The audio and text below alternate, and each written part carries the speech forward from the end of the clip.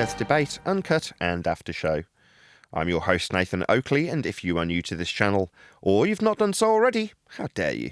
Then be sure to subscribe, hit the bell notification icon and join button if you'd like to become a Nathan Oakley 1980 channel member and keep up to date with the Flat Earth debate. If you would like to support the channel, there is a super chat that runs alongside each of these shows while they premiere, and there's also a coffee, Patreon, crypto and thanks button in the info box below the video. Speaking of patrons, I'm going to do a quick shout out to all of you who do support me on Patreon.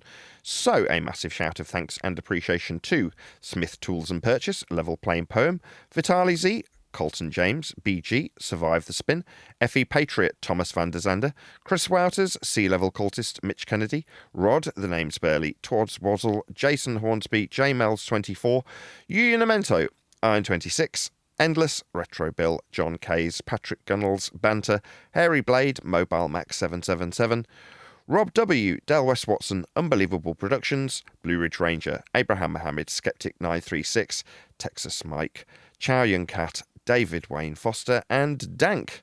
So another massive thank you to all of you for supporting me on Patreon. Links to Patreon, again, are below this video.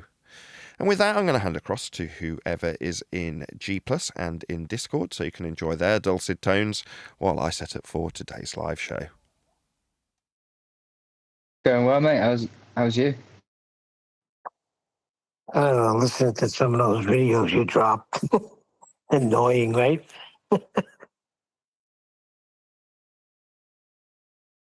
Yeah, it sure is different than what we talk about here. Well, I did find it interesting with the one guy. Earth's so biggy, it's measured flatty.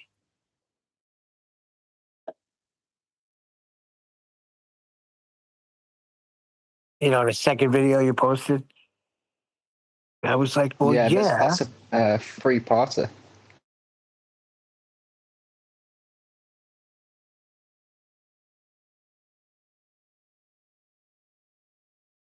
You know, that guy did a scientific experiment testing the moonlight. Oh, did he isolate, vary, manipulate the moon, did he?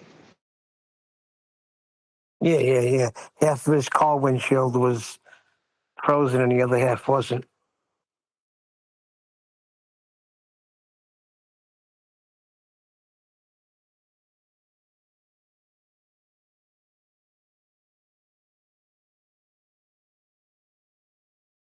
Anyway, where's the absentee landlord? He's also talking about the 1,000-year reign of Christ. They find him, huh?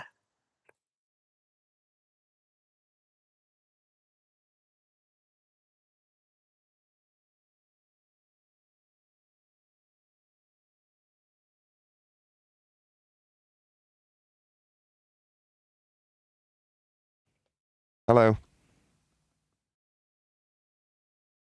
How you feeling? Yeah, I'm alright. I've got some pretty strong painkillers in me.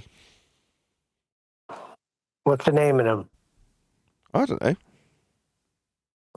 Vicodin, Percocet, Percodan, I have no idea. Lorcet, which one? I don't know.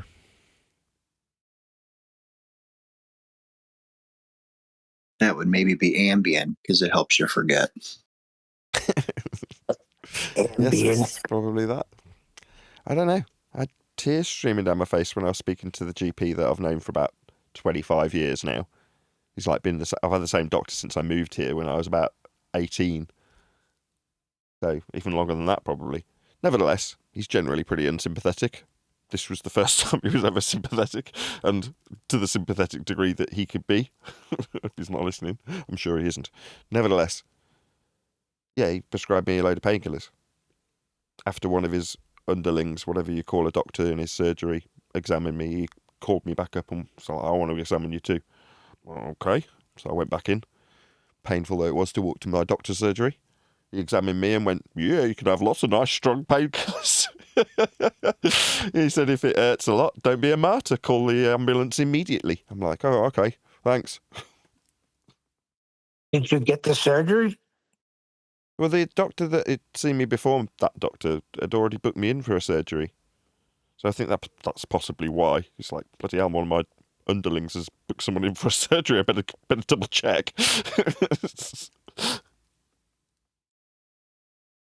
Now, what's GP? A general practitioner? Yes. Anyway, enough about me. I've titled this show today, It's Not About Me, because of exactly what you were talking about. So I was going to do the shout out to Brian at the end, but I might as well just do it at the beginning. So Brian says this all the time, which is whenever you've got a decent position, they'll make it about you. It'll become a personal attack. It'll become an ad hominem. It'll become a slur on your personality or your demeanour, whatever. Just a personal attack. They'll make it about you. Now, because I've been sort of tucked up, not moving around very much, I say that. I went outside with my kids yesterday after taking the painkillers. So it gives you a full sense of, I'm all right then. And then you go outside. I was out there for 5 minutes. I, not laid down, but, got on the grass to watch my kids playing in and out of their tent that they got. And within about 3 minutes, I was in absolute agony on the painkillers. I'm like, this wasn't such a good idea. Wow. So I came back up. Anyway, it means that I'm sitting around doing, not a lot in terms of movement, which means I can do things like go through the thousands of emails that I've got, which I don't very often do. I mean, I'll scan through them in the morning, see if there's anything important, but generally I don't, go through it in any detail. Certainly don't typically respond to anybody. But, when you just sat here, there's been a few trolls that I've got messages from that typically would just get scrolled straight past. But when you sat with nothing to do, you're like, hey, I'll reply to this scumbag troll who's being really mean to me. And I found myself saying the same thing repeatedly, which was, don't make this about me, right? Earth's measured flat by everyone. That was kind of what I'd be saying multiple times to the same person as well. You know what I mean? I'd be like, I've told you once already. Why do you keep making this about me and what I am or what I'm doing? When I've told you, for instance, we're measuring flight levels from surface level, or, altitude is with respect to sea level, or this parallel flight level, or whatever it is I'm arguing about. If I'm arguing about some fundamental aspect of dealing with Earth, there's work being done. Now, it isn't work I'm doing. It's work we're talking about when we argue about this subject, but the work that gets done is done on a flat Earth. And anybody doing any work on Earth is doing that work on a flat Earth. Now, what I've learned is that me pointing that out gives the person who I'm airing it to, I might not be airing it to them directly, obviously I've got a show, but they take it as, I need to attack this man. You're like, whoa, why? I'm not doing any of the measuring. I've never measured Earth, not in any significant capacity. Like, if you want to take any measurements that I've ever done ever, they'll be amateur. What I mean by that is, I'm not doing work, right? I'm not a surveyor. I'm not a cartographer. I'm not an aviator. I'm not in a position to require a professional measurement of Earth. But all of those measurements are flat. There is no exception to that statement. That's just fact. But me pointing it out seems to open a door to the person hearing it that says you can walk through this door and abuse this person telling you this information. Now, it doesn't seem to matter how much I say, no, this isn't about me. Everyone measures Earth flat. It's not about me measuring or doing anything, but the way it gets measured is flat. So this is not about me. But that's another game that you spot the more you get into it 10 years down the line. You go, this is a game. Make the information dissolve into this person's a bad person. Yeah? So it's just a game. So basically, Go ahead. you can't shoot the messenger unless you don't like the message. Then you can shoot the messenger. Kinda. Yeah, that's a good way of summarising it. Yes, most of the time, shooting the messenger is not tolerated unless the messenger says everyone measures Earth flat, in which case you can berate them, seemingly. Now, that seems unreasonable. Moving forward, this is something I will obviously lay into heavily. That's health permitting. I mean, this is going to be a show that's short, right? I'm going to go live today, but ultimately speaking, it's going to be a very, very short-lived show, I would imagine. As soon as I start feeling loads of pain, I'm going to give it up. There we go. Good morning. Yo. Hello. Good afternoon. Good afternoon. It's good to be here. Had the entire week off in total agony. Now it's Bank Holiday Monday. Fortunate enough to have visited a pharmacy before the weekend. Got myself some super duper strong painkillers. So I'll be resuming as long as I can tolerate the pain of having whatever I've got, gallstones, so I'm told. Apparently I've got to have an organ removed called a gallbladder. Not that I knew what that was until about 2 or 3 days ago, but now I know. So there we go. I mean, lots of pain. I'm sure the people who hate me will like that quite a lot. But as the title of the show suggests, this subject's not about me, right? And I'm going to give credit to Brian, who says this regularly, which is that our opponents, when talking about anti-flat earthers, often make the discussion about the individual. They'll personalise it. They'll make it about you, what you say, how you say it, who you are, what you do, what your education status is. You get the general gist. The ad hominem fallacy, at the man rather than at the argument. But that's become more obvious to me recently. That is to say, to a certain extent, for the first maybe 5 years of this subject, I had a good belief, a very strong belief in an Earth that's flat. In the last 5 years, the 5 years following that, I know it's flat. That's how it's being measured in all instances, without any examples that you can demonstrate that are the contrary of that fact.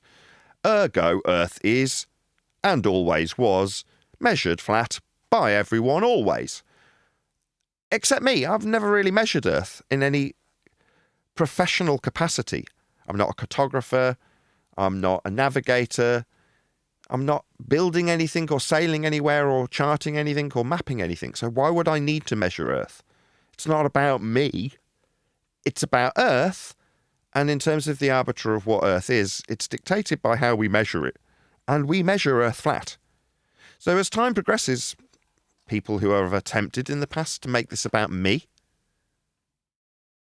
are going to fail. The more that people wake up and realise the awful truth that it was always flat. That's how it's dealt with in any professional capacity whatsoever. That's it. It's not about me. Interesting. But it's always been character assassination. Of course. I mean, me pointing out that I would prefer people don't pour scorn on the Earth being measured flat in avionics instrumentation that is used to determine why people may have died when they crashed into the flat surface as measured by black box data. But of course I hear on the grapevine that Scientism is feigning outrage at my use of the pitch data to push a conspiracy. That's how it was phrased to me. I've not actually watched Scientism's video. Again, it's not about me. It's about how Earth is measured. Now, we get given examples of mechanisms that are used to correct avionics for their useful attributes, in this case, gyroscopes, and their useful attribute being fixed in free space to maintain level, which is what they do, how it's measured, and what the instruments are trying to achieve in all respects without any exceptions. Now, the exceptions come in the people who suggest that things like pendulous vanes are correcting for Earth curvature. Those people are liars, because they're not. What we are doing is maintaining level flight when you fly a plane. Now, not me. I've never flown a plane. I'm not going to claim to. But when planes are flown over the flat surface they measure a flat surface. That flat surface is dealt with as flat when deaths are investigated. And me pointing it out has nothing to do with the facts in this matter. That's Earth being measured flat. Same goes for any other subject. If I talk about how Earth is built on flat, I'm not building anything. I mean, I designed a house once for my folks, a guest house that did actually get to the blueprint stage and did actually get built based on the design I made. But that's not me physically putting bricks into the ground. I was around while the builders were building it. But that isn't, beyond the flat level surface that was built on, any professional capacity that I did any measurements. The flat piece of paper that the layout was made by me in a very crude way doesn't count. But in terms of what actually got done, the work was done on a flat Earth. In terms of the work put in by pilots, they're flying across a surface level that is measured flat. It's nothing to do with me. Now, there's people out there that want to make it about me, in spite of my best efforts to say, regardless of anybody who wants to attempt to defy these flat Earth measurements, they'll still be aviating, navigating and measuring the world flat, regardless of what you say about me and what I'm utilising it for. If you believe the Earth is a sphere and you believe that me suggesting the measurements of a flat Earth are me pushing a conspiracy, I'm not. Earth's just measured flat, whether anybody likes it or not. It's measured flat by everyone. And an example, as it's Simon Dan that's feigning outrage, of the everyone always measures Earth flat would be Dan. Now, I'd like to congratulate the 1,000+ participants that took flat Earth elevation angles at Dan's request. Welcome to Flat Earth one and all. You all measured the surface level as part of your angle measurement. You have two choices: deny that you measured Earth's surface flat for the angle to the sun, or get on your knees in acknowledgement of the flat Earth that you required it to be to measure it. And measure it you all did. That's Simon Dan's 1,000+ participants, where he alleged to utilise these flat Earth elevation angle measurements taken from a surface level to infer we have sphericity. And as I've been pointing out for quite some time, it's not about me, it's not about Dan, it's about how Earth gets measured, in this case with surface level angle measurements. Earth will always be measured flat. It always was. This suggestion that it proved sphericity measurements is, according to the globe Earth rhetoric, several thousand years old and was measuring Earth flat then too. They were the same flat Earth elevation angles from surface level. They always were and always will be measuring Earth flat, regardless of how much disdain you want to project onto me. And that's all this really boils down to, it's projection. The idiocy that you feel when you come across this information gets projected onto the messenger, in this case me. You are stupid. You did not recognise how flat Earth was being measured. And in your stupidity, you leave me messages like you don't understand how big Earth is, as a rebuttal that acknowledges Earth is being measured flat. Because it is. It doesn't require any acknowledgement. It doesn't require you agree or disagree with me. Earth will still be measured flat, regardless of what I or you believe or say about it. Dan is just one in a many long list of examples to follow, where you challenge these facts I spew, only to go out and measure Earth flat thousands of times, and then pour scorn on a suggestion that I'm utilising flat Earth measurements from black boxes to push a conspiracy. There's no conspiracy. Earth is measured flat. By everyone, always. It's not a conspiracy. Now, if you can't figure out what the conspiracy is, that's your fault. Your stupidity. Try not to project that fear, ignorance, and stupidity onto me. It's got nothing to do with me. Earth will always be measured flat. Well, you're the only one talking about measurements, so who else are they going to put it on? Put it on the people who measure it, or go out and measure it like Dan did. You want to prove me wrong? Go out and measure 1,000 elevation angles from a flat Earth like Dan did. Yeah, true, because we never came after them and assassinated their character when they talked about how Al Baruni measured the circumference of the Earth, right? Yeah, I'm taking Dan's measurements and pointing out that Simon Dan requires Earth to be measured flat for every single one of the 1,000 alleged proofs of a sphere that he measured a flat Earth with. So what's Dan doing currently? Feigning outrage at what black box measurements show. I measure Earth flat too, Dan. Don't have to like it. But what's that? You want to feign outrage. Okay, good for you. Will that change what's measured in the black box data? No. Earth will always be measured flat in black box data when they investigate people's death. These are facts. Don't have to like them. It's got nothing to do with me. I didn't measure Earth flat for the black box data and its flat Earth measurements. They just are what they are. Measurements of parallel flight with respect to a surface level, sea level, which is also measured across the entirety of the level surface of Earth for the average sea level to fly parallel with respect to it and measure it in black box data. Now, you can suggest that this is me pushing a conspiracy theory. It's not. It's me pointing out bleeding measurements that are used to investigate death. These are the facts. You don't have to like them. But why is Dan doing this? Why is he feigning outrage? Well, because Dan's pissed that I've pointed out he's just measured Earth flat thousands of times, with his audience backing him with every single surface level angle measurement he took to the sun. That's why Dan's got to now feign outrage, make people think that I'm somehow a bad person. Because I'm pointing out that Simon Dan measured Earth flat, didn't he? With thousands of participants helping him take surface level measurements for angles. What's that? You don't like that they're surface level measurements for angles? You don't want them to be a surface level?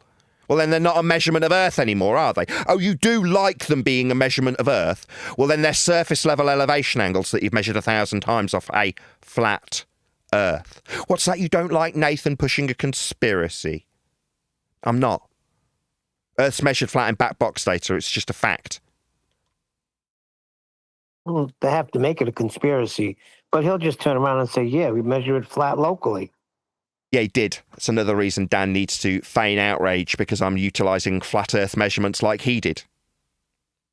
Dan also understands implicitly that Earth is measured flat, surveyed flat, and he apologises for just how flat Earth gets measured by suggesting that that's just locally measured flat. Like a mere 50 kilometres of measuring Earth flat is fine. We can call them approximations. Dan knows Earth's measured flat. Now he's feigning outrage at my use of NTSB flat Earth measurements because he doesn't want to highlight his own flat Earth usage when he describes how flat surveyors measure Earth. Locally flat? Yeah, we measure Earth flat. We aviate flat. The cartographers are measuring with sea level. It will never change. These are axiomatically linked to every measurement of Earth ever, including but not limited to Dan's 1,000 flat Earth sun angle measurements. Yeah? These are facts. They'll never change. Just try not to make it about me. I've had to say this to trolls in emails. Try not to make it about me, Dan. Yeah? You and your flat Earth measurements. That's what it's about, Dan. Not Nathan. Not Dan. The measurements your 1,000 participants made of Earth's surface. Flat. That's what it's about. So stop making it about me, eh? Let's make it about the Earth measurements you measured Earth flat with, Man Dan. Try not to make it about me. Well, it may never register because they're woefully not receiving it. There's a lot of pride going on here. They A lot of can't what? see that Earth is flat. A lot of what? Crime? Pride. Oh, pride. Too proudful. I mean, come on. He has to comprehend it by now. This is not hard. This is the thing. I don't care if Dan comprehends it. I'm only being forced to care as he projects his ignorance and fear onto me. That's what he's doing. I don't need to care about whether Dan comprehends the fact we measure Earth flat. He damn well knows about it when I point out his own use of a flat Earth for angle measurements to the sun. That's him measuring Earth flat 1,000 times, isn't it? But it makes no difference. It doesn't matter if Dan comprehends this. Will it alter how we survey Earth? Dan's just referencing the surveyor's locally flat measurements of an Earth at surface level. Yeah, that's Dan's reference to men who do work. And the work is done on a flat Earth. Who cares what I have to say about it? Likewise, who cares what Dan has to say about it? Who cares if Dan finally comprehends that Earth is measured flat when he apologises for that fact by saying it's a really big ball? Does it matter that Dan can't comprehend how flat Earth must be for us to measure it that way, locally or otherwise? No. It doesn't matter Dan's an insignificant single man, just one dude. Does it matter that he comprehends how Earth is measured? Well, he does comprehend it, doesn't he? He understands how flat it is. Calls it an approximation. Doesn't alter how Earth was being measured before Dan came along. Dan's comprehension is insignificant to these facts. Earth is measured flat. Dan found out the hard way 1,000 times when he measured it, didn't he? Does it alter his belief in a ball after measuring Earth flat 1,000 times? Who cares if he still believes it's a ball, but it's okay to measure it locally flat? He's entitled to his belief. It's inconsequential to how Earth gets measured. It's measured flat. These are the facts. You don't have to like them.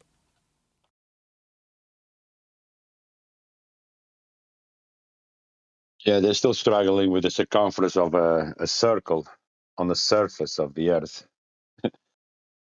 It will never be a sphere if you're measuring on the surface of the Earth. Absolutely. Talking about areas of equal elevation, circles of equal altitude, GPs. Yeah.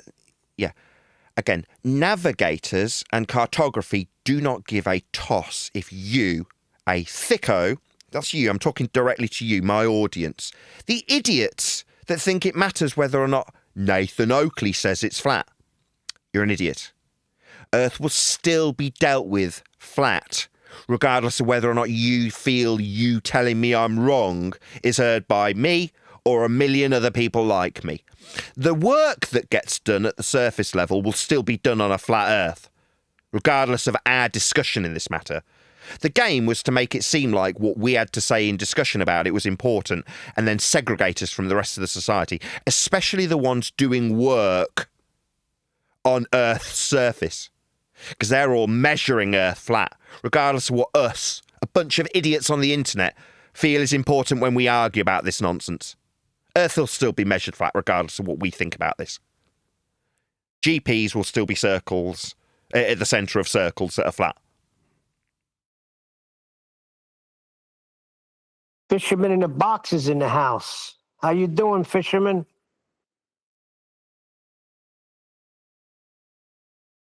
All is well, my friends. All is well. Oh, it's a pleasure to have you. You were here the other day and I did spot you. It's just some people come and they don't necessarily want to say hello. Neil's a big fan. I'm a big fan. Subscribe to Fisherman in a Box if you haven't done so already. Can you give us a little plug for your channel? What do you do? Well, first of all, thank you, and I should be the one thanking you and your talented panel. I've been a student here for years, and I've followed along with the journeys and the arguments and the debates that aren't even debates, and it's just a time for celebration right now. My channel is Fisherman in a Box, and when I go live, it's what I call it the Critical Christian Crowd. We take a look at all these truths from a biblical perspective or a Christian perspective, and these two are aligning perfectly, matched equally, and that what the Bible says and how we measure the earth are identical. So kudos to you, kudos to your panel, and thank you for the opportunity. And I'm driving, so I'm multitasking, but thank you very much, and God bless you, and I hope you heal quickly, Nathan. Thank you very much. Check it out. Driving along, you've got a crystal clear signal. I love it. Whatever your audio setup is, it's marvellous in that car. Yeah. Wow. Yeah, I'm impressed. So yeah, as I say, as much as it seems bizarre for a YouTuber to say it's not about me, it isn't. Now it is, obviously. I'm only live because I'm poor and I've got to keep going to keep the lights on. So it is about me. I'm a YouTuber. I do this for a living. But in terms of the discussion, it's got nothing to do with me. Professionally, I'm not measuring Earth. Yeah? None of us are. It's inconsequential. I've described this as us being in a pond together, like me and Simon Dan together in a pond, as is today's example. We are. We're in a pond segregated from everybody else, so we can argue the toss about whether or not it's important to understand how Earth gets measured. Now, some people, like Dan, will understand it gets measured flat, but say it's only because it's really big. Like locally, it's okay, we can measure Earth flat, and still believe in it being a really big ball with measurements we don't measure. You can do that. Me, I can say it's really important that we all understand how the Western world belief of being on a big ball, as taught to us for the last 300 or 400 years by the church, isn't true, because look, we're measuring Earth flat. That's inconsequential too. Me pointing out how Earth gets measured is pretty much inconsequential. Because it'll still be measured flat if I die tomorrow. Won't it? Will it make any difference what I said for the last 10 years to how Earth was always being measured anyway? No.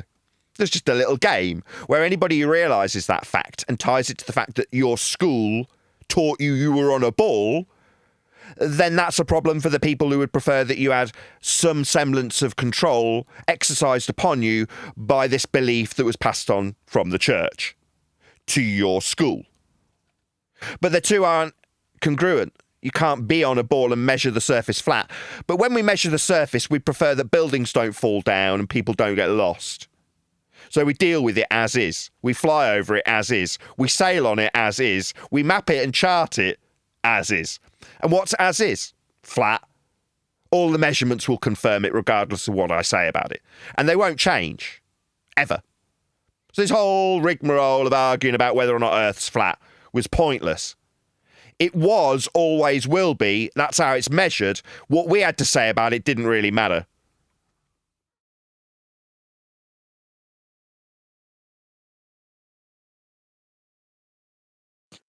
What's nice about realizing this truth is that when you now see the tired old arguments, and when you realize that all you got to do is ask a question, how was that measured? And it ends the debate.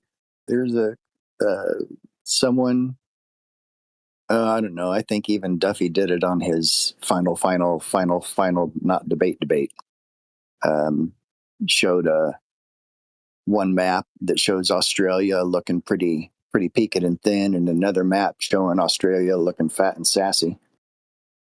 And he basically asked, which one is the real Australia in real life, in reality? And it just occurred to me, it's like, well, what's the how many million square miles is Australia? No, you'll need a flat Earth to measure it in square miles, though. That's right. Exactly.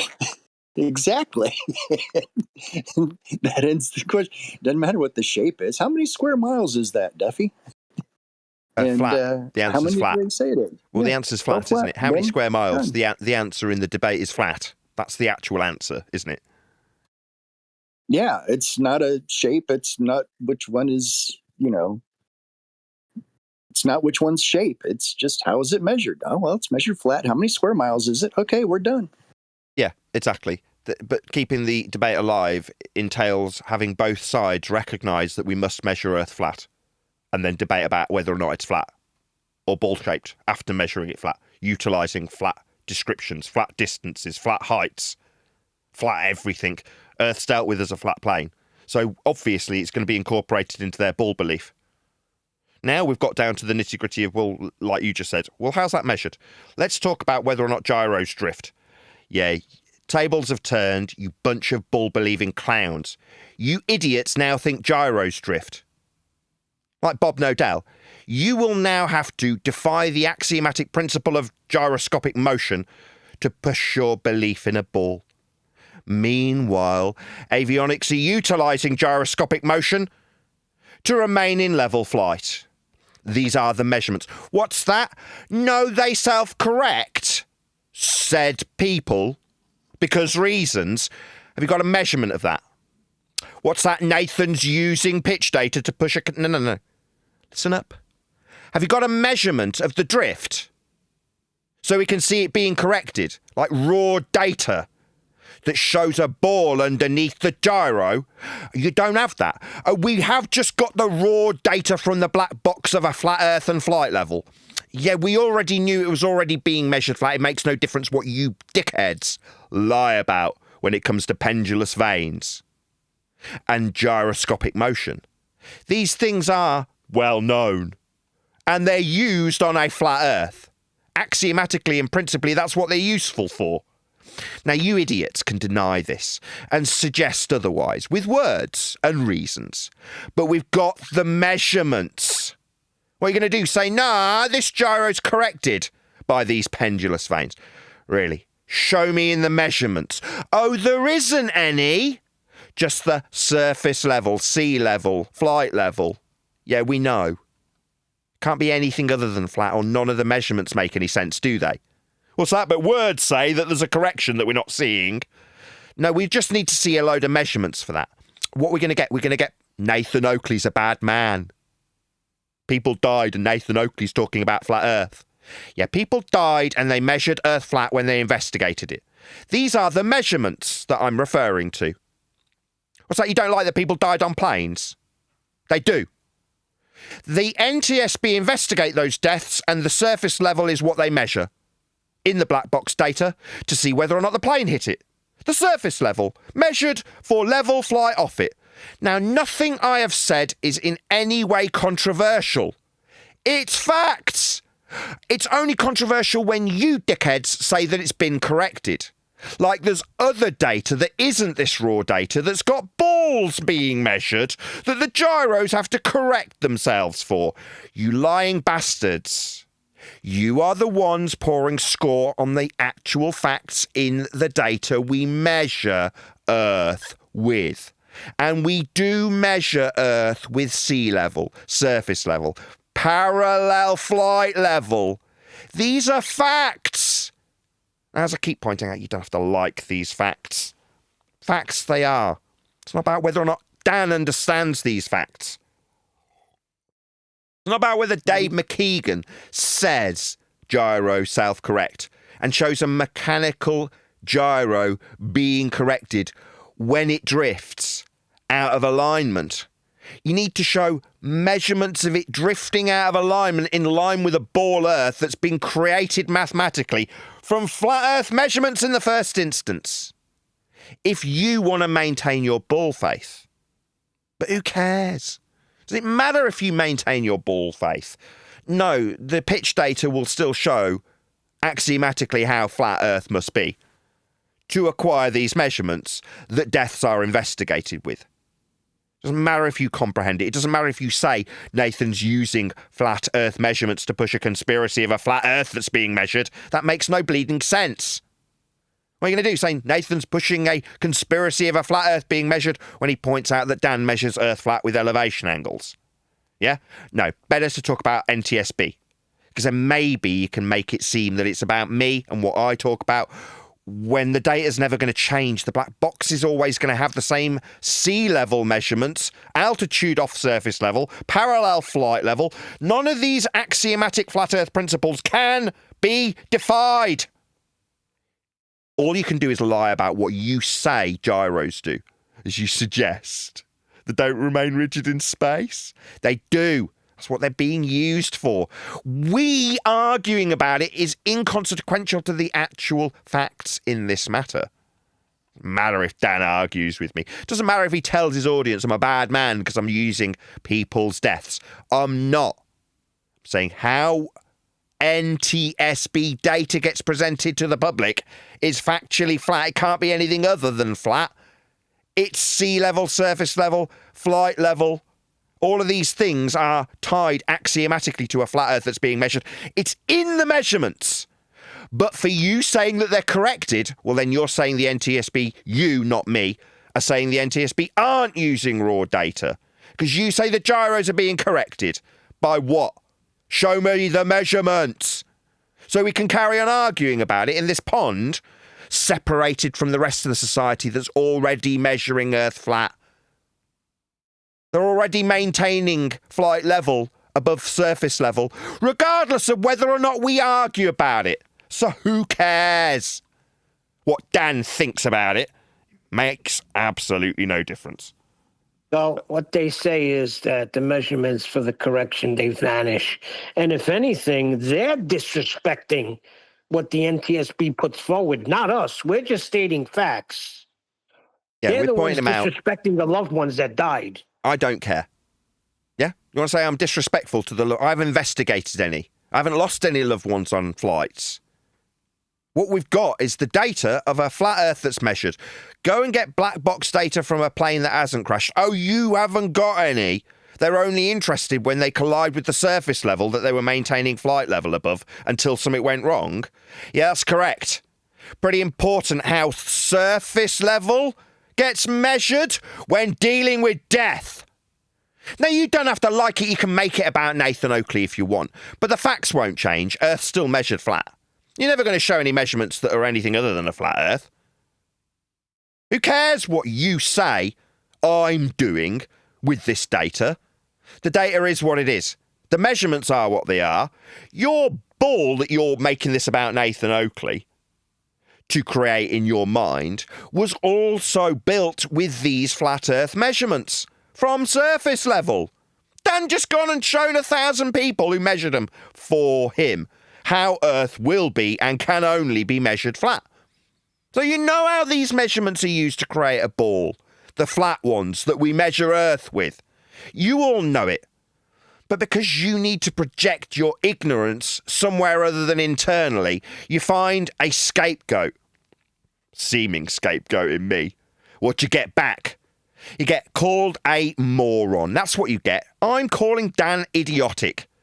He knows it's measured flat. He's apologised for it. Called it local only, like it matters. Does that change how the surveyors measure Earth? Flat? No. They still measure Earth flat. Oh, just Dan conceding that it's okay to measure it flat, but it's still a really big ball? Nod, nod, nod. Does that make any difference to how flat the surveyors are still measuring Earth after he says it's still a ball? No, they still measure it flat, don't they? Did any of the discussion between me and Dan in regards to him conceding that Earth's measured flat at surface level for 50 kilometres, but it's okay, change how Earth got measured prior, during, or after the discussion took place? No. The work that's getting done's being done on a flat Earth. So, anybody who pointed that out needs to be chucked in a pond together so they can argue the toss about it. I can say it's being measured flat, so it's flat. Dan can say it's being measured flat because it's a ball. Yeah, in this pond. It's still being measured flat by the people who don't care, that we're kept separate from. Whether or not Dan recognises his own stupidity at the end of this process is irrelevant. Flights will still maintain flight level, parallel with the measured height of sea level. Always. It's never going to change. Now, when things go wrong, they check whether or not he crashed into the flat Earth or maintain level flight. Obviously, if they do, there's nothing to investigate, is there? But these facts, and me pointing them out, doesn't make it about me. But you want to. Because what's the awful alternative? Well, introspection. You'd have to look internally and realise how stupid you've been this entire time. Now, Dan's starting to feel that sting at the moment. Because I'm pointing out that Dan's got 1,000 people to measure Earth flat, just like I said it was and will always be measured. He went and confirmed it. That's why he's talking about me and feigning, if I could say it. Great word, by the way. I think it was Sensual Goat. Are you there? You came up with the feigning. Yeah, I got that from you. You got feigning from me? Yeah, feigning outrage over the anti-flat earthers in the review videos. Okay, well, it's the perfect use of the term. So feigning is a medical term. If you aren't sick. So I had a discussion with this about my mate literally only earlier today. So I'm telling him, like you do when you're ill, I've got this wrong with me. Oh, right, well, what's happened to you? And blah, blah, blah. And I explained to him that when junkies go to doctors, they'll try and get pain medication. Now, I've got no interest in pain medication. I'm not a junkie, and it wouldn't occur to me that you can get high. And that's all pain medication is, right? It's drugs. Right? So they get you high. No, they don't. They take away pain. That's their point. But when you're in a huge amount of pain and you're in front of your doctor, right, you say, give me painkillers, the strongest ones available. And you look them in the eye while he's saying it with tears streaming down your eyes. And they go, yeah, I'm pretty sure you're in a lot of pain. They believe you. Now, what I mean by believe you is it's obvious and apparent you're in need of pain relief. Now, when a junkie comes in and goes, yeah, my leg, it really hurts. I've been getting up and it hurts in the morning when it... Yeah, they know that you're feigning being in pain. So that's what feigning means. It basically means, in a medical sense, lying about an illness. Yeah? Well, in this instance, obviously contextually it changed from being medical. It's not correct in that context. But the outrage about death, which is what Dan is feigning with respect to me. Again, I've got this from you. I got a précis of what Dan was saying. I've not watched his video. You know, you've given me in a one-word summary by a précis. You gave me one sentence. What's in this video Dan's doing? I'm too ill to watch. He's feigning outrage at your use of the NTSB pitch data that measures Earth flat.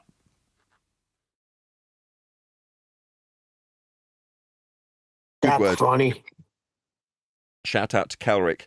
Welcome back, FED. Earth is flat. Sorry, Globers. Did I get my chats together? I don't know if I've got this sorted, I'm afraid, Kelrick. Let's just see if I can sort it out on the fly.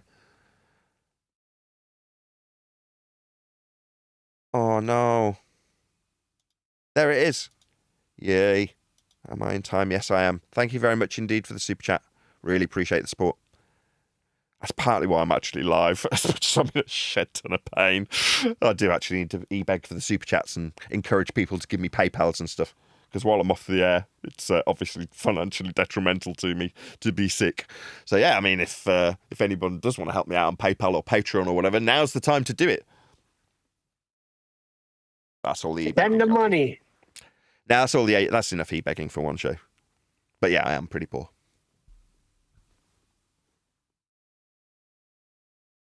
Nathan, I gotta Yeah, laugh. they're because appealing that was- to the same guy for cold. For Colt? Not with the pendulum, but yeah, for cold with the gyroscope. And the failure with the gyroscope, the same as the pendulum, to prove Earth's rotation. Yeah, Foucault is the guy that in the 1800s came with the gyroscope to prove rotation of the Earth, which he failed. I like Foucault's failure because it's a useful example that demonstrates their claim on the bull side of rotation underneath as a second reference frame. To allege that you have a Coriolis effect on a globe Earth that's turning, you need two reference frames. Do you hear that, Dan? You complete idiot. Two reference frames, yeah? Not you and your reference frame are needed to claim Earth's turning. You need two of them, you bonehead. Yeah? You and your reference frames are ruined. Yeah, so's your globe Earth that's turning claim, idiot. That's Simon Dan, who, after suggesting he doesn't debate people, it debated me on Twitter by telling me that the reference frames you use to suggest you've got two of them on a turning Earth are ruined. What an idiot. Anyway, enough about Dan. It's a very Dan-heavy episode. Dan's a big fan of Nathan Oakley. He's made several videos in a row about Nathan Oakley. He's a big fan of mine. Anyway. Hey, Dan. Hey, Dan. Shout out to you. Big fan of Nathan Oakley, aren't you, Dan? You like watching, right? Meanwhile, I'm going to now detail how the globe Earth, that's your dickhead claim, Dan, works with two reference frames, and how that means Earth would be turning underneath the inertial frame of reference as a non-inertial turning reference frame. You understand, Dan? Are you learning, you utter clown, how Coriolis claim to prove Earth's turning with two reference frames? That's why telling me they're ruined makes you a moron. Okay, moron man, Dan? Yeah? The globe is claimed to be turning underneath helicopters, aeroplanes, pendulums, gyroscopes, right? For Colt's gyro? Earth turns underneath it, right? Yeah, then it's turning underneath planes and helicopters and hot air balloons, and we'd frickin' notice. If we had two reference frames. Me pointing that out will lead an idiot called Simon to tell me that, well, your reference frames are ruined. What, mine that I'm using to tell you how your globe Earth claims to have two of them? But we'd have a Earth turning underneath hot air balloon scenario that doesn't happen. Therefore, my reference frames are ruined, are they, Dan the dickhead? No. Globe Earth claims two of them we'd just frickin' notice if Earth was turning underneath aeroplanes. As an example, really bad cotton mouth. That's what the painkillers will do. Give you dry mouth. Yeah, they have. It's given me really bad dry mouth. Anyway, as an example, If Earth was turning underneath aeroplanes, a flight from Charlotte, North Carolina to Los Angeles would only take an hour and a half, because you'd have a second non-inertial turning reference frame turning beneath the plane. For you to look up at the plane and go, oh, look, it looks like it's curving. That'd be Coriolis effect. You observing something travelling in a straight line looking like it's curving because, you're listening, Dan, you are claimed to turn underneath as part of a second reference frame. You and your reference frames are ruined, right, Dan? Yes, because we don't have two reference frames on an Earth that's turning. We'd notice. We'd be turning underneath frickin' aeroplanes, Dan. Me pointing out that we're not noticing any drift, there is no Coriolis, just means you don't have a proof that Earth's turning. Doesn't mean I've got a claim that involves reference frames, Dan. I hope you've taken notes, you complete bonehead.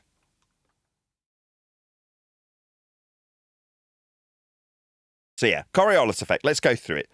Coriolis effect is fairly easy to understand with an example. You sat on a roundabout. A person not on the roundabout throwing a ball to another person. Back and forth, back and forth. They throw the ball in a straight line. You on the roundabout, turning underneath, look up and see the ball appear to curve. That is called the Coriolis force, a pseudo force. Why a pseudo force? Because it's not really curving. It just appears to be curving as you turn underneath. Translation to a globe Earth. The globe Earth turns underneath a plane flying straight. That's the claim. Now, we'd notice it doesn't happen. There is no drift. There is no Coriolis effect. It's just alleged that it occurs. Underneath gyros, like gyro spins, Earth spins underneath, therefore causing drift, right? No, it doesn't occur. It wouldn't be a very useful tool if it did. Same goes for pendulums. Pendulum's got a useful property about it. It swings straight. That's what a pendulum does. Oh, right, it's not going straight, it's knocking over the dominoes. Well, then it's not a pendulum. Oh, it's just you don't understand, Nathan. Earth turns underneath the pendulum, does it? I see. So Earth's a second frame of reference, then. Turning underneath, then. Meaning we'd see a plane seem to curve because we're turning underneath it, then. Oh, we'd notice, and it doesn't happen. Yeah, Earth's not turning underneath anything. But again, me pointing out that Earth's not turning underneath anything, no second reference frame, leads idiots who feign outrage, that's Simon Dan, to say, quote, you and your reference frames have been ruined, end quote, Simon the stuttering retard. Meanwhile, Earth claims to have two of them. We'd notice if it was the case. Earth isn't moving. Frames of reference are flat. Just round out this point. To make this example with Earth full stop, it will be flat, turning or otherwise. These are flat frames of reference. So as always, to describe this mathematical nonsense of an Earth that's turning, for you idiots to tell me my reference frames are ruined, oh my God, you need a flat Earth to describe it mathematically. So we're not unclear.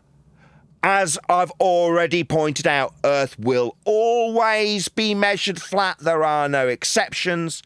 Describing a claimed alleged Coriolis force will also require a mathematical description of a flat Earth. That's how Earth gets measured. Even in the bullshit examples that don't have us turning underneath aeroplanes.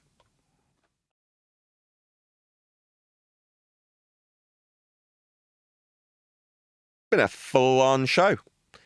My PayPal link's down below if people take pity on me. You probably won't get another show today, I'll be honest. Another show today, another show this week. This will probably be it. I'll probably get this out of me. And then I'll just go back to moaning and screaming in pain, which I am now, which is fun. Anyway, we'll do the last 10 minutes. I will suffer the pain of it for the last 10 minutes of the show. I got a guy here saying that level is not flat and he can prove Earth is a globe. Well, then join and tell us how. I mean, that's paying lip service to what the show's title is. I mean, I don't care. You will measure Earth flat in your claim. Suggesting that level isn't level is a defiance of the axiomatic principle. So I don't care anymore when people tell me that. It's just like, whatever. You want to believe something that defies axiomatic measurements of Earth, then fine, you can believe that. It won't alter what the actual measurements are. Now, you can say surface level's not level. Really? Well, how do you have parallel flight level then? Get out of that one. You won't need to, because I don't care about you getting out of anything. It makes no difference to the flight level that's being utilised and measured. Parallel with the surface level. Sea level will still be level. Heights off it will still be perpendicular to it. These are axiomatic Earth measuring principles that make no difference whether this dick, talking to Neil currently, believes or understands. It makes no difference. The axiomatic principles of Earth measurements will never change. This dickhead's opinion on the matter is irrelevant.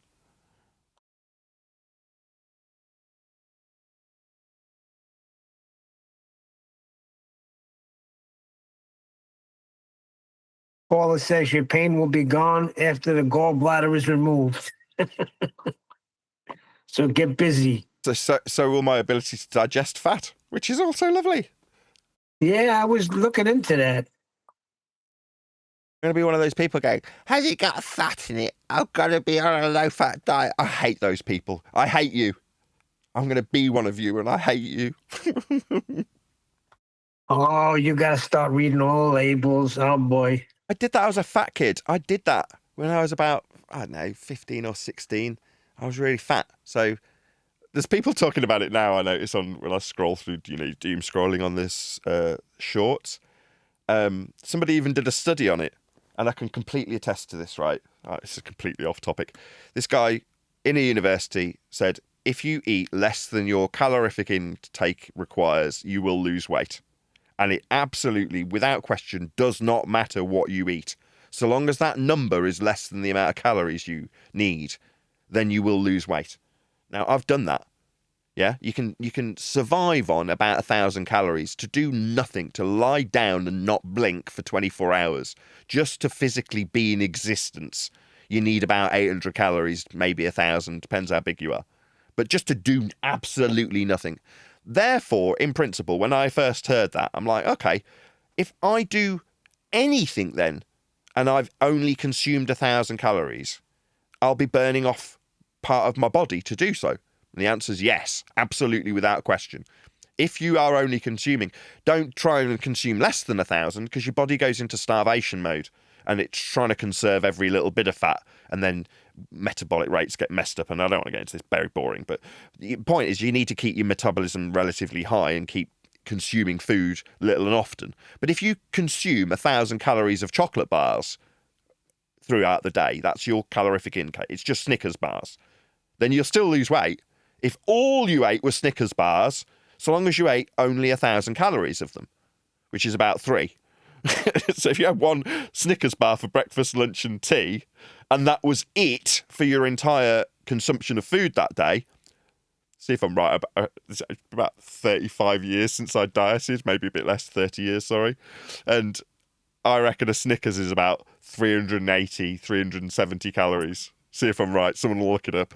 And just to prove I'm not looking it up on the fly, this is literally just, I remember counting calories.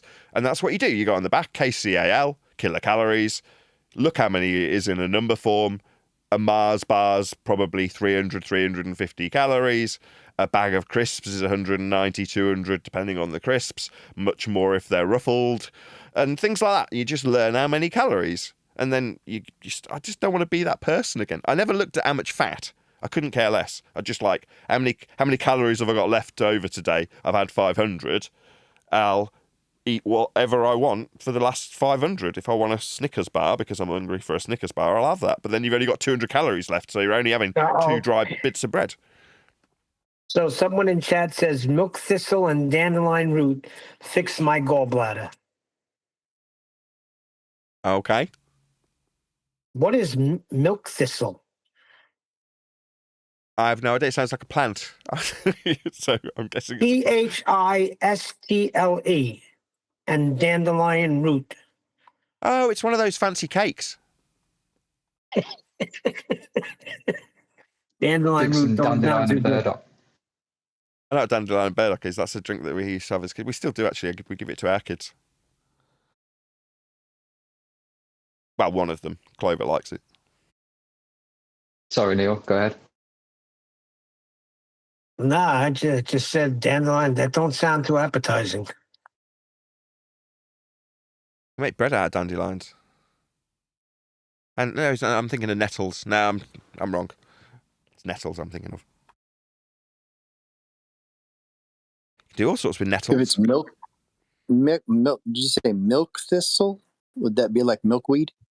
Let's not have this conversation with none of us medically trained or qualified in any way, shape, or form. Let's just give that disclaimer. No, we're talking about food. You can make all kinds of stuff out of dandelions. All of the dandelion. Oh yeah, that's is perfectly edible. fine. Oh, sorry, yes, but just before we even get close to it, yes, people can eat the edible food that's available in droves for free as much as they like. You just have to know how to process it.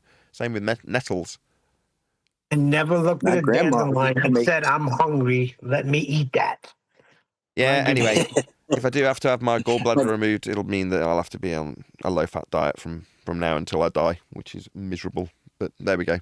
Such is life. I'd check your fats too. The different kind of fats, the polyunsaturated, and the difference between the fat that's in beef tallow versus the fat that's basically in all processed foods. I think your body needs to only have Nothing real wrong with beef fats. fat. Neil, go to your local farm shop and ask for a bag of wildflowers and then put them on a sandwich, mate, and it's full of wild flavours, different flavours, full of nutrition. Your body will thank you. Yeah, okay. Nothing wrong with beef fat. Okay. I'm glad we did this. It's been emotional. So what's the verdict here? So you're probably not going to be able to do a show the rest of the week. When are you going to be healed, upright, and ready to roll as usual? I don't know. I have no idea. Depends how busy the hospital is. But when I got the letter, they said, if you don't hear from us by October, I'm like, by October? Okay. Oh, I see what's happening. Yeah. Won't this give you a chance to finish the book? I don't see any reason why not. When everyone's recovered at this, I don't know, there's a certain amount of stress that might not be indicative of me. I don't know. I haven't thought about it, to be honest. We'll see. The book will get done, right? When people say do the book, I don't think people appreciate that at any point over the last 2 years, all I've had to have said is just publish it how it is, and it would be out tomorrow. It's complete. As we go through the chapters over and over and over again, and they get rewrite after rewrite after rewrite after rewrite, with citations being changed and polished, and bits being added and bits being taken away. At any point in the last, 2 years, that book could have just gone out and been published. I could do it tomorrow if I said so, right? But it's not paranoia. It's the refinement that I've been talking about with the book is a necessary evil. That is to say that without it, people will pick apart various little bits in the book that are wrong. Not wrong to a point where it matters to the context of any argument.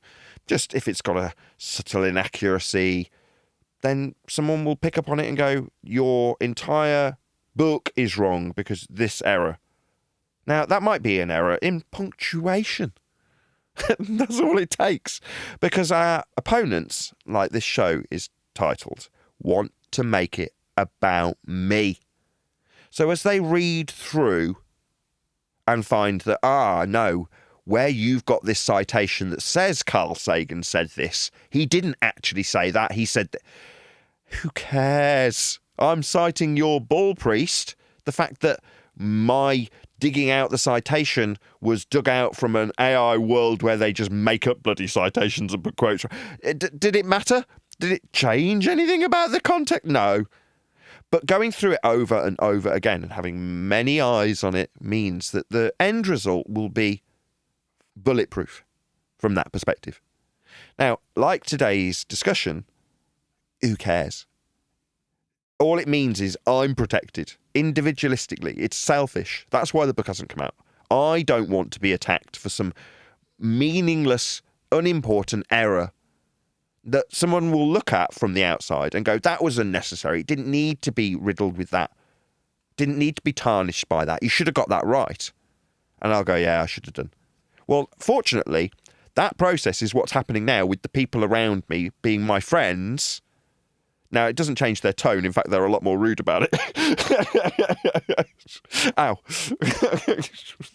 Oh, I shouldn't laugh. But the fact that they're a lot more rude about it in private while we're doing it, and to a certain degree on the members' videos, you can hear this happening when people are extremely rude to me. It's just not much fun. But they're doing it out of the goodness of their heart and time to refine my book. So that when it does finally come out after this multi-stage refinement process that it's been through, it'll be there.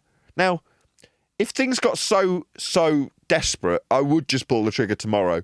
And I've mitigated for a few months with microphones. That's being wound down. I've almost run out, right? At one point, I was churning with 100 for sale. Now I'm at something like 60 and they're all selling through. They're slowly going. I say 60, I'm lying. Most of it's wire, like stuff that isn't mics.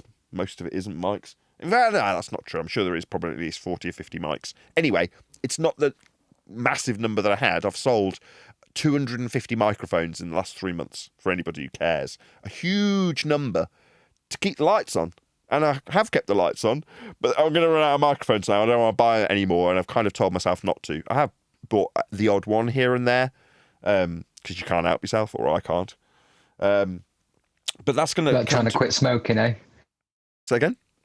I quit smoking as well. Like trying to quit smoking. It's a hell of a time to quit heroin. Anyway, I quit smoking quite a while ago. I don't know if you know that. No, I didn't know. That's what it sounds like to me. I've had one now and then. Yeah, I do. Do have one now and then. It's a total lie.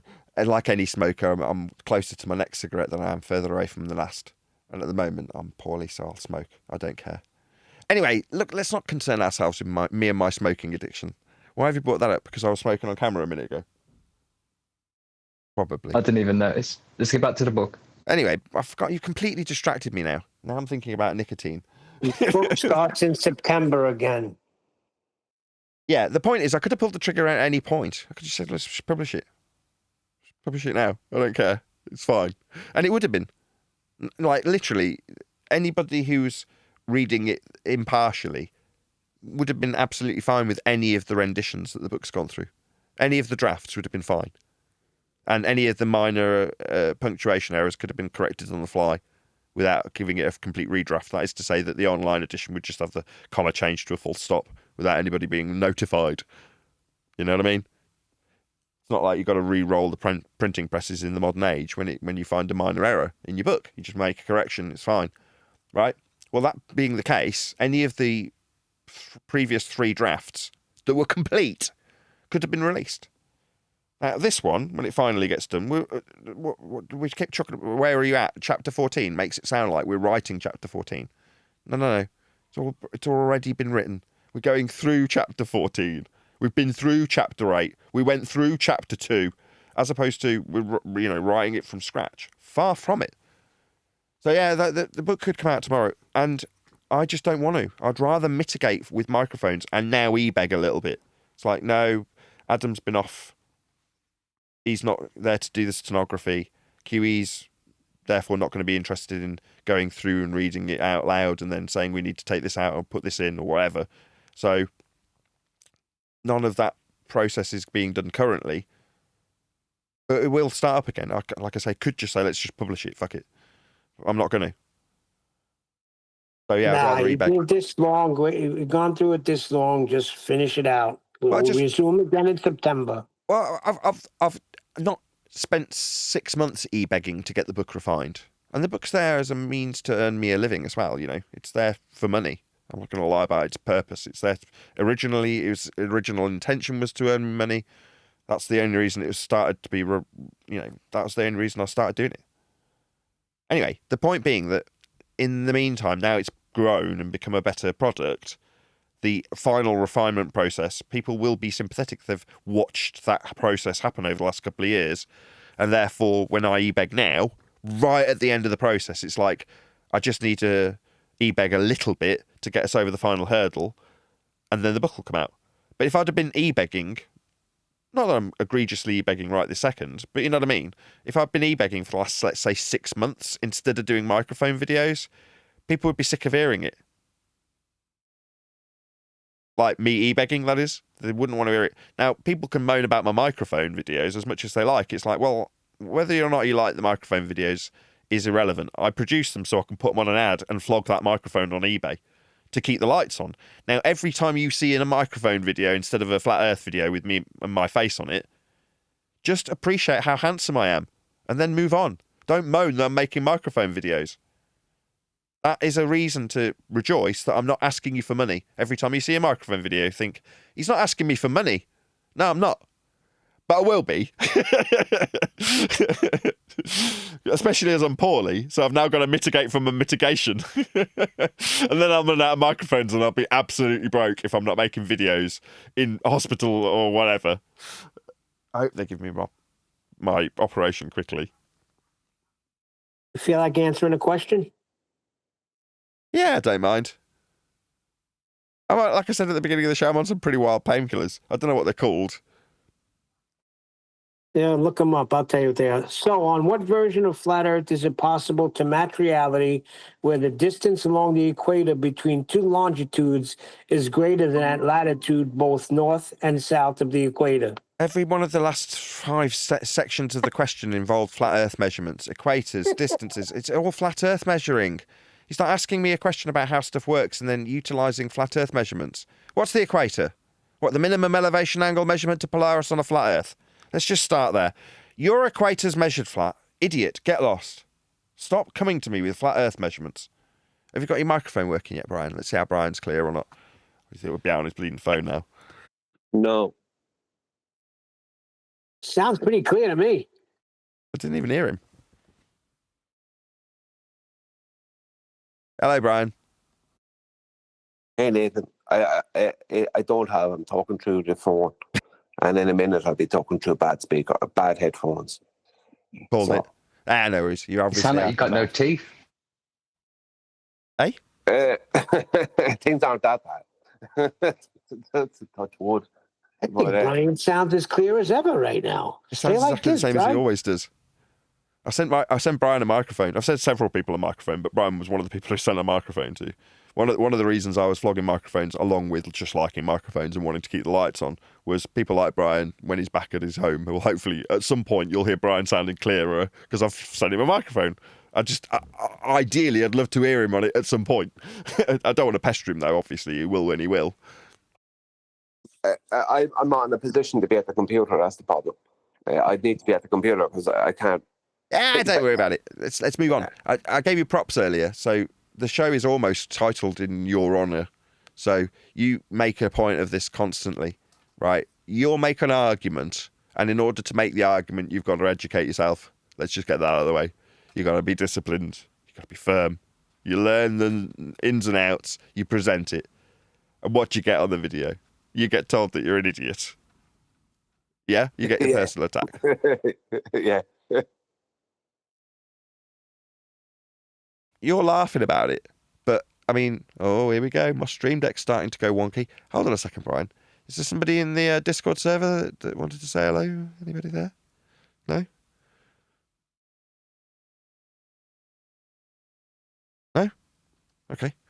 Anyway, Brian, yeah, you laugh about it, but I always found it difficult to not take personally, because it is personal, quite literally. But you were always saying, no, I have to make it into a personal attack. You're like, yeah, let's try and not make this about me, eh? Yeah? It's not about me. Me pointing out Earth's measured flat.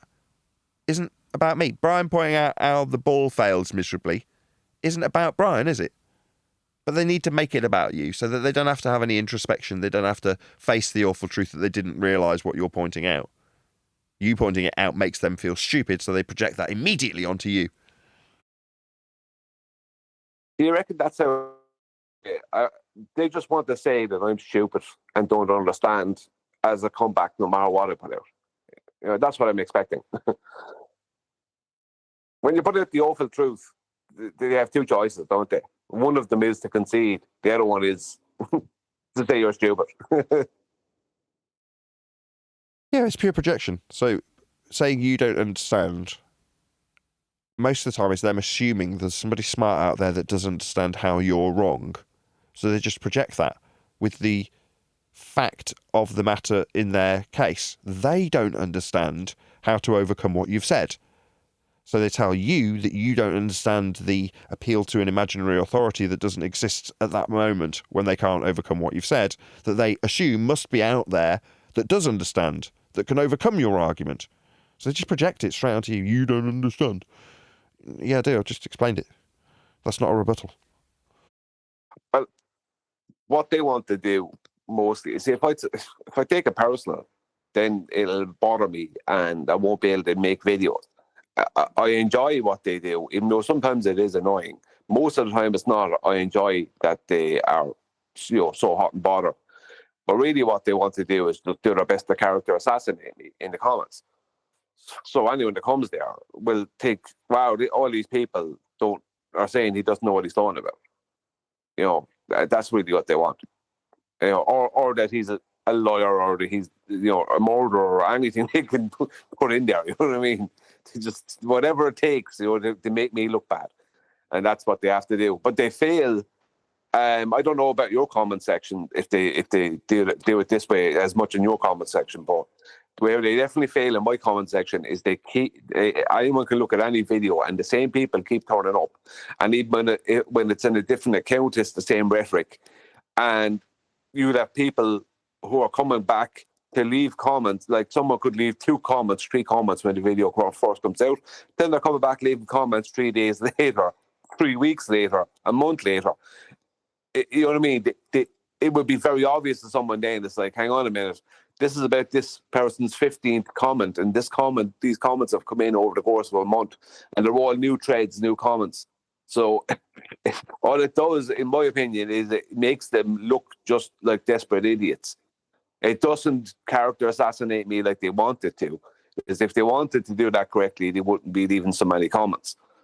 But they do. They keep coming back. Either that's what they're paid to do, or that they're so triggered they have to keep coming back and telling me I'm wrong and I'm stupid. And if they're not telling me that, they just want to talk about something other than the video. You know what I mean? It's like, let's address something other than the point of the video. Even if it's something I said within the video that's only slightly connected to the point, they want to jump onto that as opposed to the video and what the actual purpose is.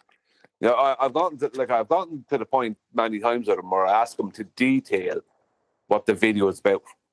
You know, and most of the time, you could say 9 out of 10 times they don't do it because they don't want to do it, or they can't do it. They haven't watched or haven't listened. They just want to tell me I'm stupid and make people believe I'm stupid. You know, that's what they need to do, I suppose.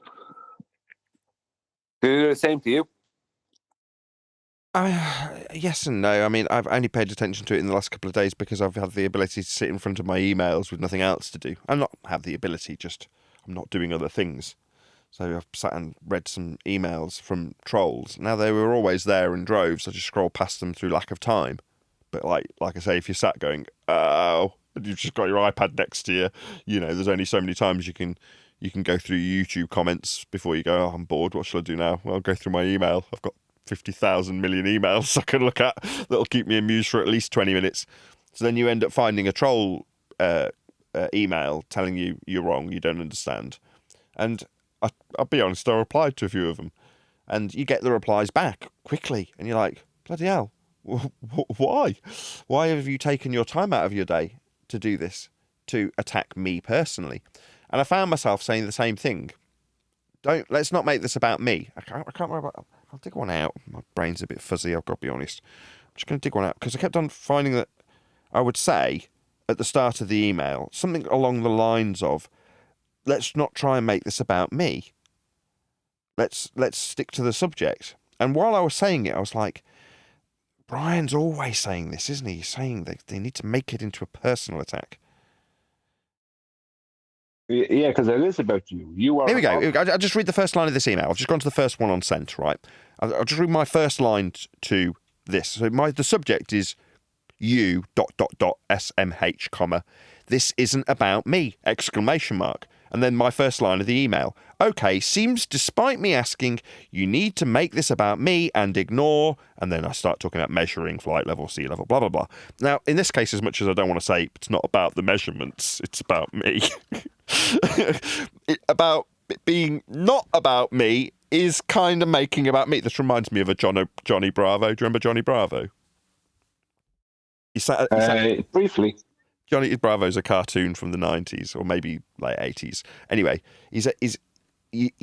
cartoon zooms in on him sat at a table having a date, and they're talking. She's talking back and forth, but you can't hear what they're saying. And then as the audio fades in, he says, anyway, that's enough about me. Let's stop talking about me. Let's talk about me. What do you think about me?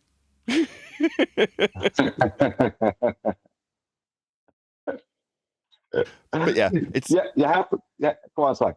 Well, it's the title of the show is It's Not About Me. And while I'm arguing with these tossers, I'm not going to go through the arguments that I'm having with them about Earth being measured flat and the examples of them ignoring my example of saying, no, it's not just me saying it, but they'll come back at me. You just saying it's flat. No. I've explained with an example that you're ignoring and swearing at me and telling me I need to... Let's not get into it. People are quite vile. You know what I mean? But I'm like responding going, try not to make this about me. Yeah? We've got measurements. Here they are. Don't make it about me. But yeah, like I say, Brian, what you say consistently just resonated with me while I was replying, to the point where the start of each message was starting with, can you not make this about me, please? Especially as I'm feeling quite sorry for myself. Yeah, because you're not feeling, especially because you're not looking for a hard time because you're not feeling wet, right? But the thing is that it is about you. Like as I said, now I can't speak for other people's channels, but as I said, I've had brand new comments from just interested people on videos that are old. Like some of them, like it doesn't matter how old, it could be several years.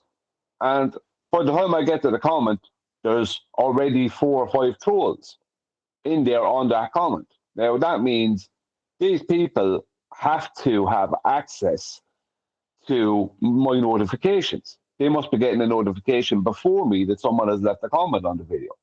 The reason I'm saying that again is not to bring that up again, more so that as an example that it is about you, that who these people are, majority of them, their whole purpose is to be about you and you personally.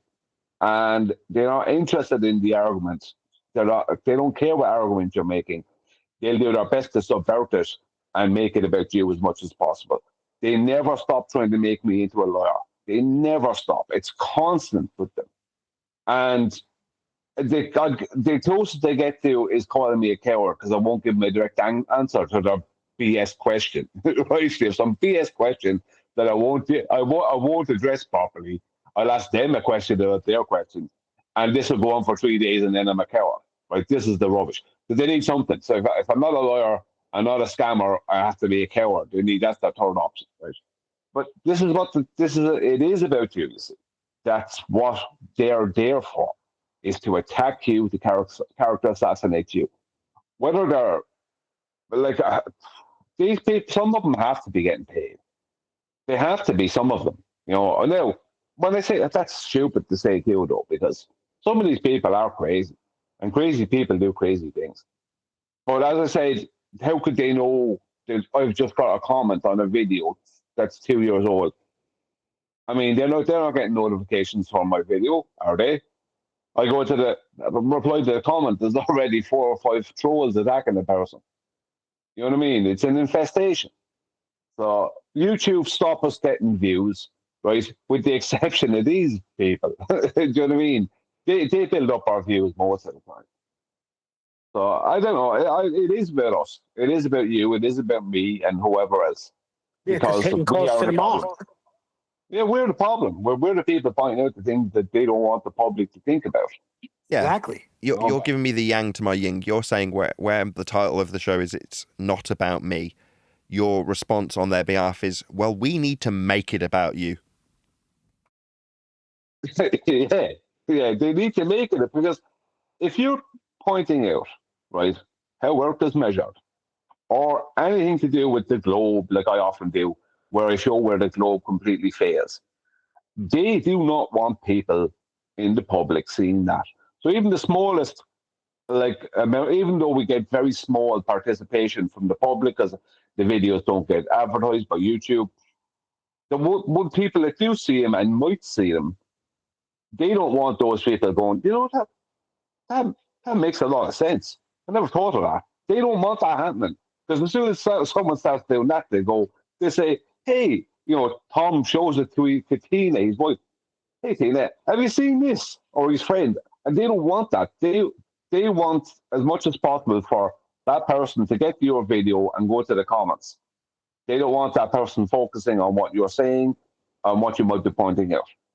They need, and even if they do, they want people, because people naturally, I always do. I will nearly always look, if I'm interested or invested in watching a video, I nearly will always look at the comments, you know, to see what people are saying. And that's what they want. They want people's opinion to be swayed by what they say in the comments. And, you know, that's their purpose, it seems. I can't say that it's just organic, you know, or it's just purely, it is down to heliocentrism and it is down to craziness and that, but it's, you know, or organized crazy, you know, that's what it seems to be. But as I said, I can't prove that other than saying that it's very strange that someone who's brand new leaving a brand new comment on an old video, I get there and there's already trolls attacking the person, yet they haven't.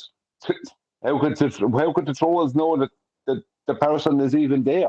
You know, so there I is understand. something definitely organized.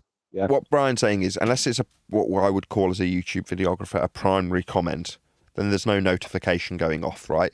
If somebody responds to a comment, then you won't get notified necessarily as the YouTube videographer. And Brian's saying that if that's the case, then how can it be that you, the person I'm talking to, makes a comment, and before Brian's even aware that you've made that comment, trolls have come and responded to the comment? It's like, unless somebody was, let's pretend for a second it's real people, unless they're scouring every comment ever made ever in the response section to see who's responding, how would they know to respond? But yet there they are, before Brian's even aware that he's even got a comment, in the response section, unbeknownst to Brian, discrediting him in the replies to comments. Yeah, I mean, you have to ask yourself, are these people being paid? Like, they'd have to get the notification. Like, if you're on the clock, right, on whatever job you're doing, and you get the notification that there's a new comment on an old video, right, and of whoever, and it's your job to go there and start attacking the person, and you get and you purposefully you get the notification. You and your friends get the notification half an hour beforehand. That's all they need. You just need to get in there those 10 minutes before you do. You know, so you get a notification then on your channel and say, "Oh, there's a comment and from someone new, and it's something positive." And you know, could you see the first line or so in the notification? Oh, there's someone new a comment, and you know, I like to make a point of when I see that, going and responding to the person, saying thanks even. But you go in there and there's already trolls. Yeah, the video is 3 years old. So I think it's worse than that. I think. Have you ever noticed this? Maybe it's just me, and we're talking conspiracy, so why not? Have you ever noticed that there's also the same from the flat Earth side? So you'll get to the same scenario. What's all this back and forth? And there's a flatty there with all the Feast of Nonsense responses to the baller. And there's a back and forth, and it might go on for 30 comments. Now, it's not somebody you're familiar with, it's not someone you know, but it's someone alleging to be a flatty, arguing with somebody alleging to be a baller, back and forth about nothing. Nothing's getting resolved. It's just a nonsense waffle. Like we moan about if we were to like describe this verbally when we went into some of the servers. Like all they're doing is just peddling the feast of nonsense and not getting anywhere. There's no resolve to any of the discussions. It's just endless people listening to their own voices. We're like, is this just two people going back and forth on a comment section for 4, 5, 6, 7 endless hours? Because to me that just seems nutty. Like what you're describing as bonkers, but you're pigeonholing it like it's only the people professing their love for for ballness, as opposed to I'm saying there's also a group that does the same for flatness. They're not proving anything. They're still arguing about it till the cows come home. Yeah, you're talking about. Just to answer your question, I don't deal with that too much on my channel, because when there's anyone comes in there with any flat earther who has anything wrong to say, like if it's slightly wrong, I'm not going to jump down their throats. But if it's egregiously wrong and I know they're like bullshitting, I'll stop them in their tracks. I'll come in and say, "No, you're talking rubbish." Or I'll basically tell the person I don't trust you, go away. But that generally doesn't happen on my channel. I'm not going to say it does. But what you're describing are purposeful enablers. That's probably how QE would describe them. Yeah. They're enabling a conversation to happen that doesn't really exist, because the conversation can't exist because the opposing side don't have any evidence. Exactly. Yeah. Exactly. So somebody posted it in one of the feeds on Teams with a clip from Duffy, and he's talking about cube Earth or some shit. And the same principle applies. While this discussion takes place, it makes it seem like it has some value. And one side can say, look, this guy's a cube. I'm like, no. This is meaningless nonsense waffle. It doesn't achieve anything. Now, it's only upon recognising that the discussion itself is inconsequential. Like, there's never going to be an alteration to how Earth's been measured till now, and how it's being measured today as we speak, or how it will be measured tomorrow by any who ever measure it. This discussion is inconsequential to those two things, are very much kept separate. Therefore, us professing the flatness of Earth is meaningless. Yeah, it gets measured flat, but me telling the world that didn't change how it was being measured anyway. You see what I mean? So there's this creation of the discussion that I see in the comment section where I'm like, but for this discussion, there wouldn't be the debate. But for the debate, we'd just be measuring Earth flat. But for us measuring flat, which we need for heliocentrism, I might add, there'd be no problem here. It's only because when you get to the extrapolations from the flat measurements in extreme heliocentrism, orbital motion, that you have an incongruence between the measurements of Earth and the belief that they're on a freaking ball flying around the sun, which is insane. And that leads to some potty things happening, Brian. But the flatties are just as guilty. They're enabling, as you put it, the bonkers discussion that comes from the globe side when they express their bonkers nature after realising the incongruence of the flat measurements versus their ball belief. Well, yeah, I mean, you have, like, some of it is just stupidity on the flat earther side. But most of the flat earthers come to my channel, they're not. They're people who have watched your channel, they've watched QE Live, they know who we are, and they're not. They're clued in people, right? And that's, some of them may not get everything right, but they're clued in, they're learning that. Like, I mean, they're not your average idiot. But if you have someone who's just doing, like, purposeful enabling, because that's what that is. Like, you have to ask yourself, why is this person here and why are they doing what they're doing? And the whole purpose of it is to keep this thing going, turn it into a philosophical conversation even. Whatever you need to do with cube Earth or whatever rubbish, whatever you need to do, just don't allow it to be seen for what it truly is. And that's what so there, like, I think you were saying it, or was it you saying it, was it QE saying it? I think it was you saying it, that there's more, these days, there's more corruption inside the flat Earth than there is community, than there is within the global community. And as you're saying, people who are enabling, look at the whole TSV thing. If Wixit and Jern had never turned up for that, it would never have had the traction that it had, right? What gave it the traction was the big name supposed, not really, flat earthers turning up for it. Because Lisbeth, now we spoke about this before, like that girl Lisbeth or whoever, this fella guy who were this special effects guy that was she was a fella. was a flat earther. Oh, sorry, you sentence rolled into the next. You said that, you know, Lisbeth, this fella. That's what you said. Oh, sorry, I just came out wrong. I was talking about the Elizabeth, the girl, and then that fella who they tried to claim as a flat earther.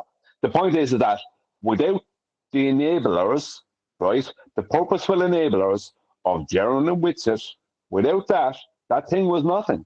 Nobody cares whether Dave McKeegan, no offense to him, or NC Town, goes to Antarctica. They're only interested in the flat earthers. That's all the news stories are interested. Or Jaron. They were only interested in Flat earthers Jaron. looking stupid. I don't know about the flat earthers per se. I think they were only interested in Jaron. That's the point. Like, they're only interested in the flat earthers looking stupid. And they have the useful idiots with Jaron and Witsit. That's what they got. They had the news story, which is what they needed to pump out across the world. You know, and that's what they were looking for. Now, I still don't think they got the traction they really wanted, but they did get something. The point being is that these people, the Gerons and the Witsits, whether they be Geron or Witsit with big channels, or to be somebody in your comments who's having some BS conversation with a baller or debate with a baller about something that's not debatable, they have to be purposeful enablers. Some of them have to be getting paid, or they're all like they're the same side of the same side of they're one side of the same coin as the ballers. Because there's no way around that. You can't behave that way.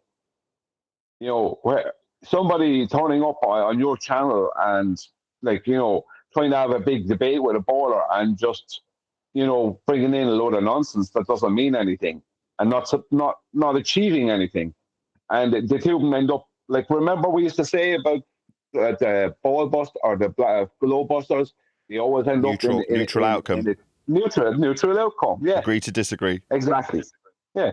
Because they can't look. The world is what it is. People are going to see it for what it is. So you need to keep the conversation going, and you need to, as you said, in every 10-year cycles, 10-year cycles. But you definitely don't want anyone achieving anything from our side.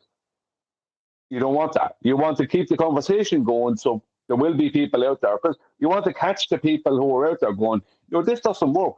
If we were rotating or if the Earth was a globe, then this would happen. They want to catch those people and add them to a group of purposeful enablers. Yes, the and pond. Get them involved in the big discussion. Yes, the pond. Yeah. What I call the pond. Yes. So when I describe Simon Dan being in the pond with us, that's the pond. Oh, you're questioning whether or not there's an incongruence between the flat Earth that we measure, like here in Ceyhan and Alexandria, and the globe that we create with these flat Earth measurements. Oh, well, then you are a fish for this pond. Go in there. Now, there's ponds. The pond itself gets separated. Obviously, there's a net, and there's the rich side and the poor side of the pond. Now, the rich side are rich. They get fed. They get lots of wealth and things chucked at them, but they don't sleep very well. Now, the poor side, they sleep exceptionally well, but they don't get fed. They have to beg. Can you guess which side we're on? I mean, no hints. If you did want to hit me up on PayPal, that'd be pucker. Yeah, struggling, really struggling. But metaphorically, there's two sides of the pond, but it's still the same pond. Yeah? To assume that just because there's a net in the pond doesn't change that we're in the same pond. You can pretend when you're on the rich side of the pond that you don't get involved with those dirty side of the pond people, like you wouldn't debate them, yeah? But you're in the same pond with them, you can't help them. Send them tweets and stuff, tell them about reference frames being ruined. You're in the same pond. You know what I mean? But yes, I love your analogy, Brian. Yeah, but that's exactly it, Nathan. We're all in the same pond, and this pond is refurbished every 10 years. You have it going out on TikTok at the moment, where the arguments on TikTok are slightly better now than they were a year ago. But a year ago, they were worse than what we had 10 years ago. Do you know what I mean? They were terrible. And it's just what they keep doing is they keep catching people who will notice things about the earth and bring them in to, like, literally give them a certain amount of information. Excuse me. So they definitely do become flat earthers. And then suddenly a part of a pond they're not aware of being a part of. And the whole purpose of that is to keep flat earth, the topic of flat earth, as a conspiracy. You know, one of these things that turns up every 10 years. Like that, yeah, people still believe it. You know, the people still believe that. You know, this statement? It's like, instead of, no, we have measurements. We know knowledge. We know. You know, we understand. You know, they don't want, that's why they definitely don't want whatever is been brought out on this channel, on QE channel, on my channel, and maybe a few other channels. They don't want people coming across that. Yeah, well, that's why they're heavily coming against it. Well, they need rhetoric for everyone, weren't right? expecting Hold on. this. You gotta remember, Neil, that there's people who come across the rhetoric from a different perspective as us, right? We've come across it and braced against it, obviously, right? But there are people who come across this same pond, right, that are all for it being a ball, in line with the rhetoric of the Western world, right? The church's rhetoric of us being on a ball going around this, they're all for it. But they're still going to be incongruent with a measurement of a flat earth, and they need rhetoric too. They need to be given some pain relief. They need to be told how to sleep at night when the square needs circling. And in this case, they get a rhetoric of, well, it's because it's really big. Yeah? Therefore, yes, you're discovering that we deal with Earth locally and measure Earth locally flat. I understand that you're, you know, now in dissonance. You cognitively want to square that circle, like I just said. So it's because, don't worry, we figured this out for you. Yeah? Let's put my arm around you. It's a really, really, really big ball. That's why we're measuring it flat. So you're all good too. So everyone needs rhetoric in this pond that we're all in together. Now, some of them will go, oh, right, gobble, gobble, gobble, gobble. Thank you. So you figured this out for me? We measure it flat because we're on a really, really, really big ball? Oh, brilliant, thank you. I'm going to go and shout at that other fish over there about how stupid he is. Oi, fish! Idiot! It's a really big ball, you dumbass! Ha ha ha ha! That was actually done on one of the videos I think Liam posted. I mean, the guy was talking nonsense about 1,000-year reigns and talking about the movement and the full moon and all of this other stuff. But in there, he did speak about celestial navigation. And the guy agreed. He said, well, yeah, because the Earth is so big. We have to do it with planar trigonometry or planar geometry, whatever he said. So he admitted it, but he also said it was so big that it's easier to do it that way. Yeah, but that's an old thing. Like throwing in like planar this and planar that and saying it's easier to do it that way. I was only something I came across recently, Nathan, that I'd forgotten about. Do you remember that the rebuttal for why pilots train on software that treats the Earth as flat and stationary was because it's easier to program it that way? I remember that. They're supposed to be up in airplanes flying over a rotating globe, and they're learning to fly over a stationary plane in the software because it's easier that way. Right, for the people writing the software, it's like, give me a break. That's You know what I mean? give me a break you a because flat earth for that. it's not that it's easier, it's that it's axiomatically impossible to do it any other way. Like I described at the beginning of this show, we've come full circle. Axiomatically, if you're going to describe parallel flight level with respect to a surface level, exactly as it's being measured in the black boxes, that's how Earth gets dealt with. So when you're training the pilots, it's not that it's a programming ease for a flatness. No, you're dealing with parallel flight level and surface level. And if it's anything other than that, then you're going to have to account for it, measure for it, and you don't. You just deal with Earth flat. So, yeah, saying it's easier is just, again, an apology for us measuring Earth flat. But with that, I'm going to say if you are watching this on either Nathan Oakley 1980 or Nathan Oakley Premiering streams, then stay tuned as there will be an after show to follow. the first hour of the show, but Nathan's temperament was very good, I have to say. First thing I heard Nathan's temperament was, yes, because I'm on loads of drugs. We were getting a that's little what I was excited thinking. there for a while. I was getting a little worried. Yeah, that's literally why. Just because I'm high as a kite. I'm not even kidding.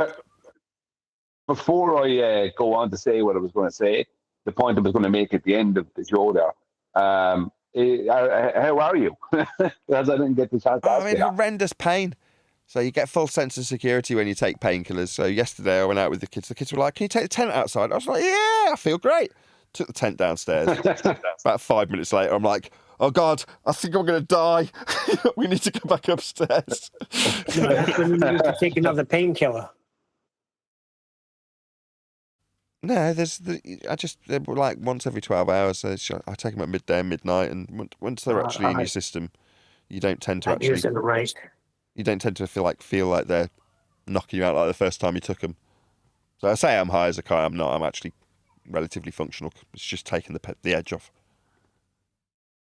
This is not a new thing either, by the way. So this has been something I've moaned about, right, for about 5 years to my doctor, and said, I kept telling him I thought my ribs were still broken. He's like, no. He's like, they would have fixed and healed ages ago. And then he checks and I'm like, no, they're fine. You know what I mean? I'm like, well, okay, I'm imagining this pain then. That's how it's been for about 5 years. Do you remember when I fell over and ended up breaking ribs and slicing up my face? Hit your head. Yes, we recall. Right, well, from that day to this, I've had a pain, and I just assumed it was me imagining it, because that's what my doctor told me. No, it's just phantom pain from where you broke your ribs. That's what he told me. Now, the last time I saw him, he was like, oh, yeah, don't be a martyr. If it does get really bad, call an ambulance. I'm like, what? This is the same doctor that's told me I'm imagining it. I'm not even kidding. Anyway, so it's not something new. It's just got to the point where it's like gone beyond chronic, like it's acute and agonizing. So when it got to that point, from what I understand, there's like a bag that squeezes on the stones that are there, and if they obscure the flow, then it becomes excruciating, which is what I'm now experiencing.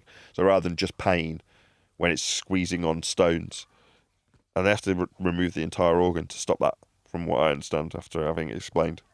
You're like, oh great, so that's it then. They just chop the entire organ out, and they're like, yeah, that's how they get rid of the stones. And how long do you have to wait for that? I don't know. Any idea? It's one of them where it couldn't come. You know when you're like, oh, maybe I should like consider my options. Like, cut this out of me immediately. It's really hurting. And all the pain that my wife was like, yeah, you must have had this for ages because you've always been moaning about this, and this, and this. I'm like, well, every symptom on the list. Thanks, son. And I'm like, yeah, I have.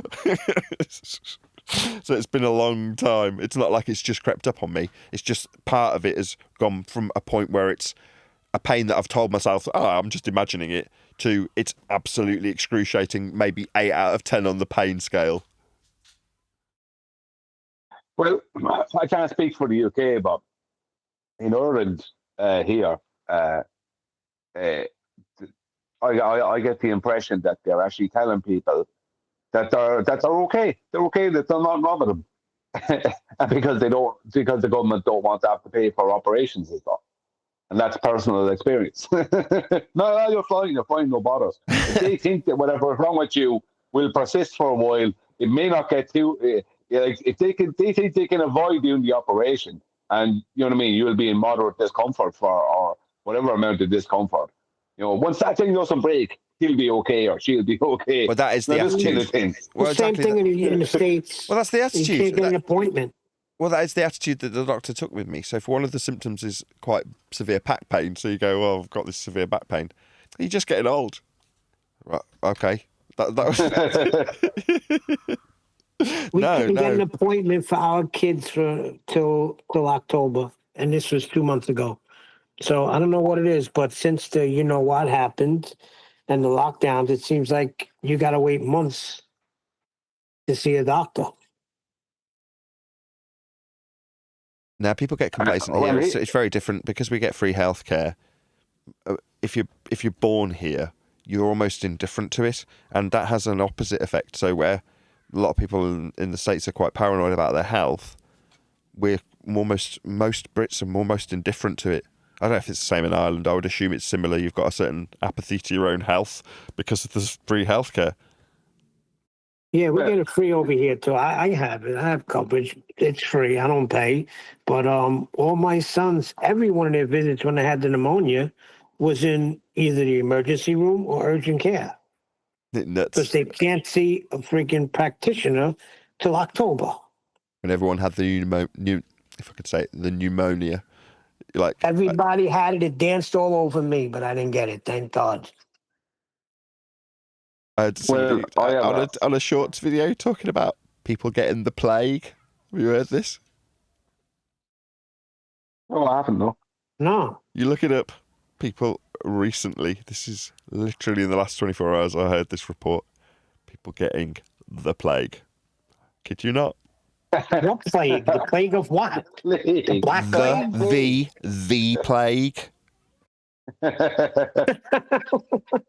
You think I'm joking? I'm not. And I believe you, but what plague? don't The think black you're plague? joking The at all. bubonic plague? Yeah, Which they're the plague? same thing. They're both the plague, Neil. Oh, so now that's what it's called? It's just the plague and that covers it? Yes. Well, that's one way to terrify people. Get people scared, their immune system go down. That's not fair. Don't be afraid. Don't be afraid. Be very, Very, very, very afraid. The plague. That's like. Well, it's like No, they're they trying to aren't. scare people everywhere, on the ground and from the air, because supposedly some comets heading our way soon. Got to worry about that now. And it's the fleas. The fleas this time. I'm not joking. It is. It's the fleas. The fleas are Laughing. causing it. Yeah. Because Look, everyone has pets. Look, Yeah. if you've been affected by plague, call 1-800-PLAGUE for your support help that you need. When was the last time you seen a movie that made you laugh out loud? The Mummy 2 Friday. with the Rock, with the CGI. That was hilarious. I watched this thing. It's an older movie, but it's called The Pineapple Express. I was literally cracking up stoner the whole movie. freaking movie. Pineapple Express is a Stony movie where they've got to get. Is it White Castle? Where they've got to get a White Castle? Ted Jones. That Or was was, that- to me, I was cracking up yesterday. I or was don't that Dude, know Where's if I My was in a Car? laughing mood, but it was funny. Yeah, these are all 2000 stoner movies like Dude, Where's My Car, Pineapple Express, and they've got the guy who played Green Goblin's son in Spider-Man. Yeah, James Franco and Seth James Rogen. Franco, But that's the it. stupid shit they were doing, just the fights, I was dying. Yeah, the fight he had with In what's that- his name? That man, With the three of them in the apartment, that was hysterical. In fairness, that was brilliant. He's hitting him with a dustbuster. Yeah, these all came out about the same time as what's his name? Was McLovin? What was that movie in? These are all the same. Oh, that was super bad. Super bad. Yeah, exactly. These are all about the same time period. Early 2000s, 2003, 2004, something like that. I watched a movie called Overboard from the 80s. Oh, I love Goldie that. Adam Hawn. Sandler. That's with Yeah. freaking Goldie Hawn. That's Adam I just Sandler. watched it 3 times last No, week. not Adam Sandler. It's Goldie Hawn and Kurt Russell. Yeah. I watched that, and there's a lot of silly stuff in it. But Yeah, there's that some was parts good. were absolutely hilarious. My Some children, I parts were speak French. How about that time she spoke French? I speak French. When did I learn how to speak Hawn. French? Yeah. She is so good at, like, just when you first see her, she is the epitome of 1980s over the top rich girl, right? But she hams it up. She turns it up by about another 30 to 90%. She really does it. Like, she just the way she's treating the people that work for her and stuff. Oh, yeah. She's a proper bitch. You know Just- what? They just made a remake of that, but it's not good. It did the opposite, where the guy is the rich person and the girl is like freaking Kurt Russell. It's horrible, man. What the hell did they do in this movie? This is stupid.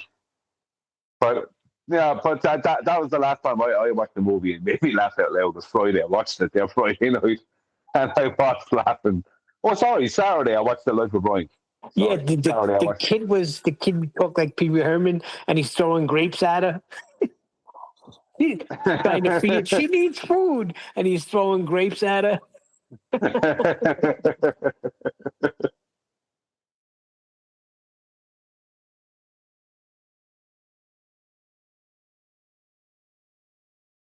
It's good to hear from what's his name today, Fisherman in a Box. He's got that booming voice.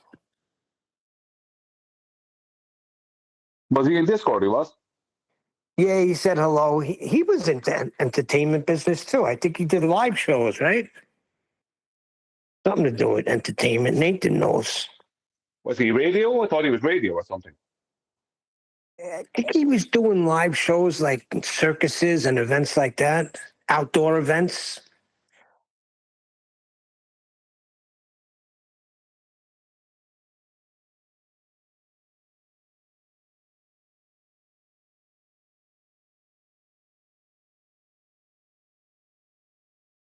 Did you ever watch The Life of Brian, or is it a movie that you're not into watching because you're a Christian? What is it? The Life of Brian. No, I keep hearing about that. I got to check that out. It's absolutely brilliant.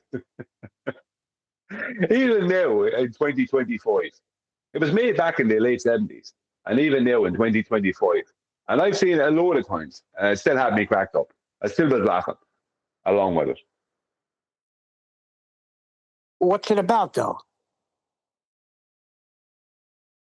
It's the parallel of, it's kind of like a Jesus parallel where Brian is Jesus, but he's not really Jesus because there's a real Jesus in the movie as well. Let's say someone portraying Jesus, but it's like they're taking the story and you'd have to watch it. You'd have to watch it because it's like people are people are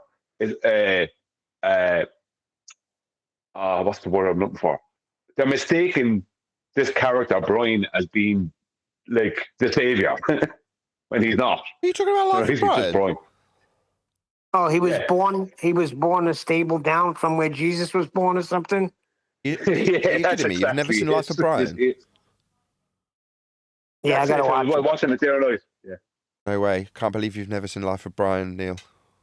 No, I never seen it. It's blasphemous. My parents didn't I like me hear you watching it. talking about it all the time. That's because it's blasphemous, highly blasphemous. Well, is it any worse than The Last Temptation of Christ? Oh, it's on a totally different level in terms of blasphemy, Neil. I mean, you've got to be able to take it with a pinch of salt. Obviously, Neil, you're a Christian. My parents forbade me from watching that movie. I didn't get to watch it till I was about, I don't know, 13 or 14 when they didn't know. Yeah, it's a movie's a movie. I mean, I'm able to decipher what a movie is. Well, anyway, he's not the Messiah. He's a very naughty boy. Yeah. He's not the Messiah. He's a very, very naughty boy. I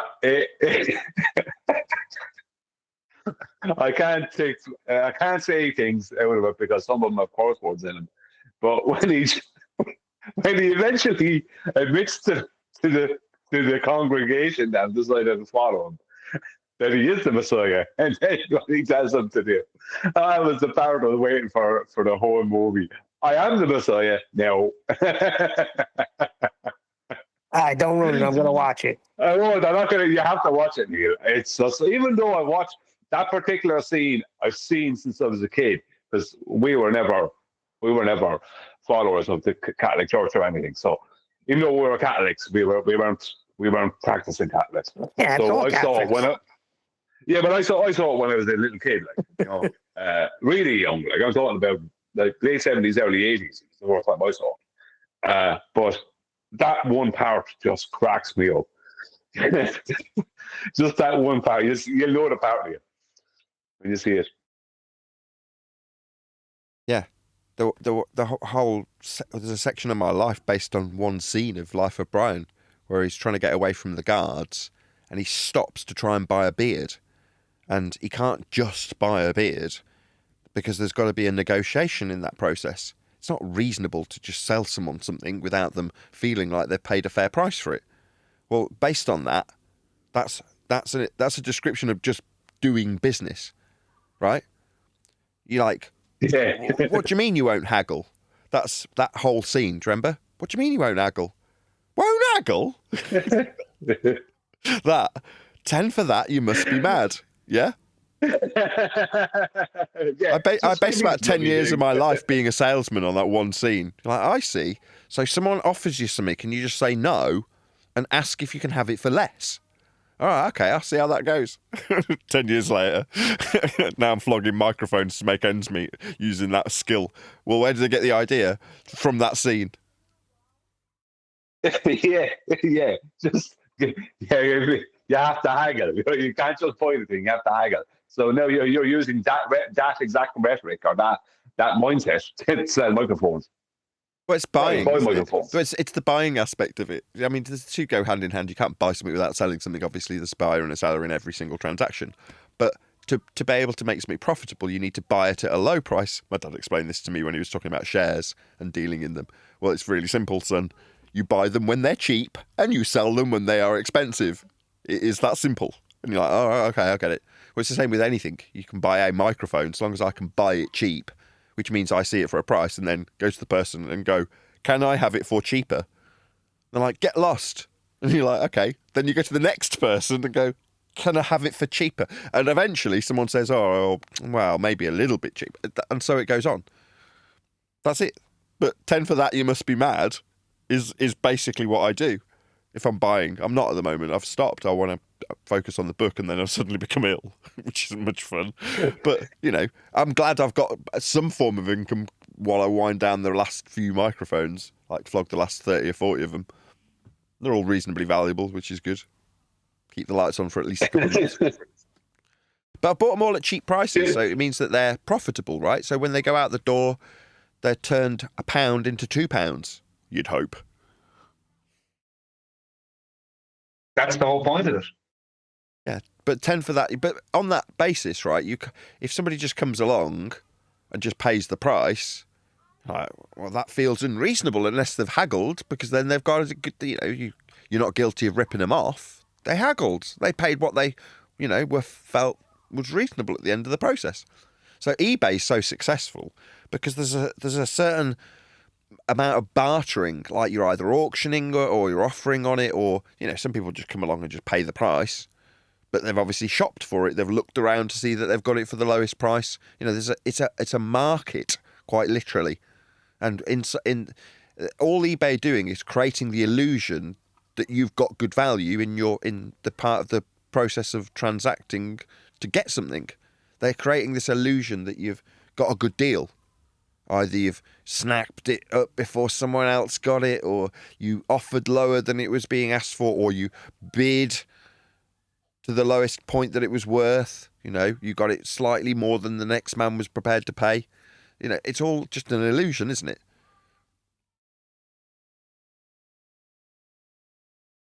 All to make you feel good about handing money over. That's all it is. I like all of its tricks, sales and marketing tricks. Once you learn them, I love it when the wife does it occasionally and we just snicker. She knows that she's subject to it. She's not being dumb when she's like, I got a really good price on it. It was reduced by 50%. You're like, oh, come on. Don't give me this meaningless tripe. Yeah, reduced from what? Well, there's laws. It's like there's certain in the UK. There's a law where if you haven't had something advertised, I think it's back when I was in retail. This is right. I had to learn all these rules. It's probably different now, but it will be very similar. There was a period, like let's say 60 days. You had to have the item advertised at a given price for a minimum of that period before you could put on your ticket half price. So a VCR comes out, and it's legitimately the case that they'd come out and they'd be £700. And they'd got to be that price for a minimum of 60 days so that when you say VCR 50% off and then put it on the shelf for 350 quid, that seems like a much more reasonable price when it's been reduced by half to create the illusion that you've got it half off. Now, you can't just stick it on the shelf and say half off, because it isn't. So there's laws around these things in terms of retailing so that you don't get conned, and a con would be an illusion that the thing's worth double what it's being advertised for. By saying it's reduced by half, it's like, well, no, you've got to have actually been selling it or offering it up for sale for a minimum period of time at a price to then suggest the discount percentage is legitimately it being half off in this case. So there's rules about it, and you can get in trouble. But there we go. It's like I say, it's all bullshit. It's just creating an illusion that stops people getting ripped off. And in that scene, it summarises every aspect of what we're talking about. In that one scene, it's everything I'm trying to get out in a coherent manner. It's been done in a humorous manner with someone in a hurry, right? The whole ethics of not ripping a man off in a hurry, getting a crap product because you're too much of a rush to realise that it's just a bit of freaking hair. You know what I mean? A bit of goat hair. Then for that, you must be mad. Come on, let's haggle. And when he won't haggle, he gets the bouncer. He's like, no, I'm not haggling. Yeah. It's like, come here. The big tall guy stands up. He's like, no, you will haggle.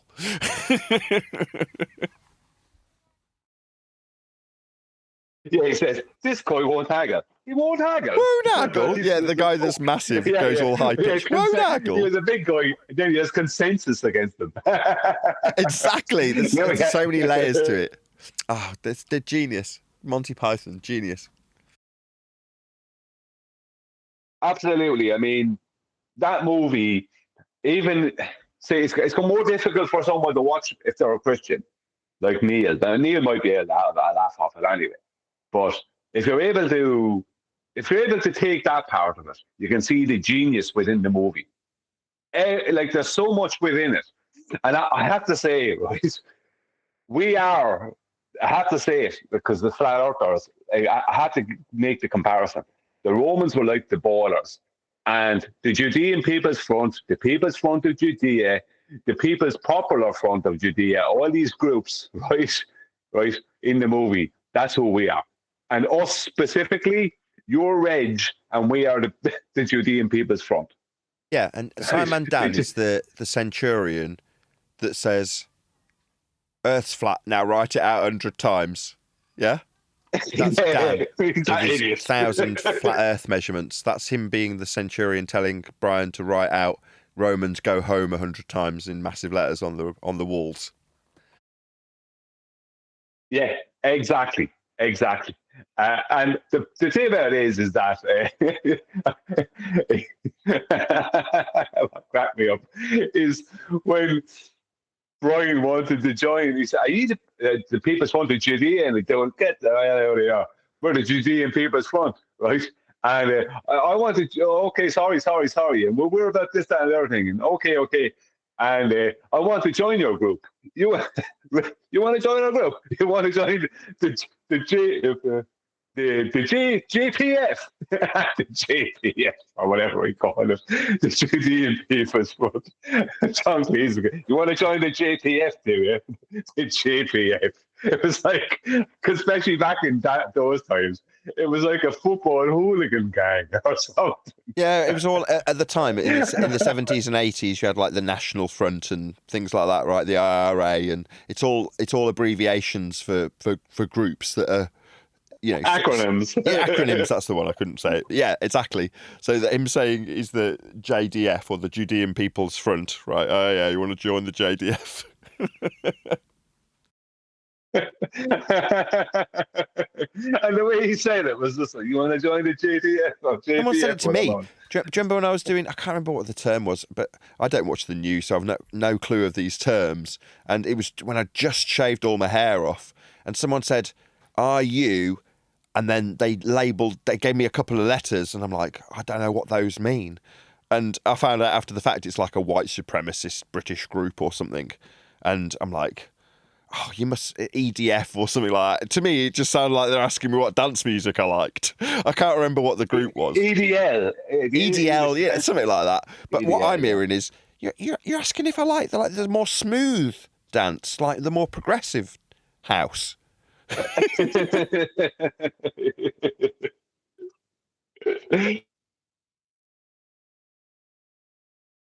But no, they're asking if I'm a white supremacist or something like that. The movie was brilliant because it showed the only organized people in it were the Romans, right? But then they were showing them to be a kind of idiots as well. Do you know what I mean? It was brilliant. The way they have it laid out. Great movie. Really epic intellect went into that. The way, and they're so far ahead of their time with today's world. Neil will see it when he watches it. They're so far ahead of their time. Like if you can just look past the Christian side of it, you'll see. Well, some of the stories. They're smart, right? These are the geniuses of our time, if you will. The people like Monty Python, because what they've managed to do with many different layers of messages woven into hilarious plots with subcontext and enough, in this case, perceived blasphemy to outrage and cause controversy and drum up interest in their movie.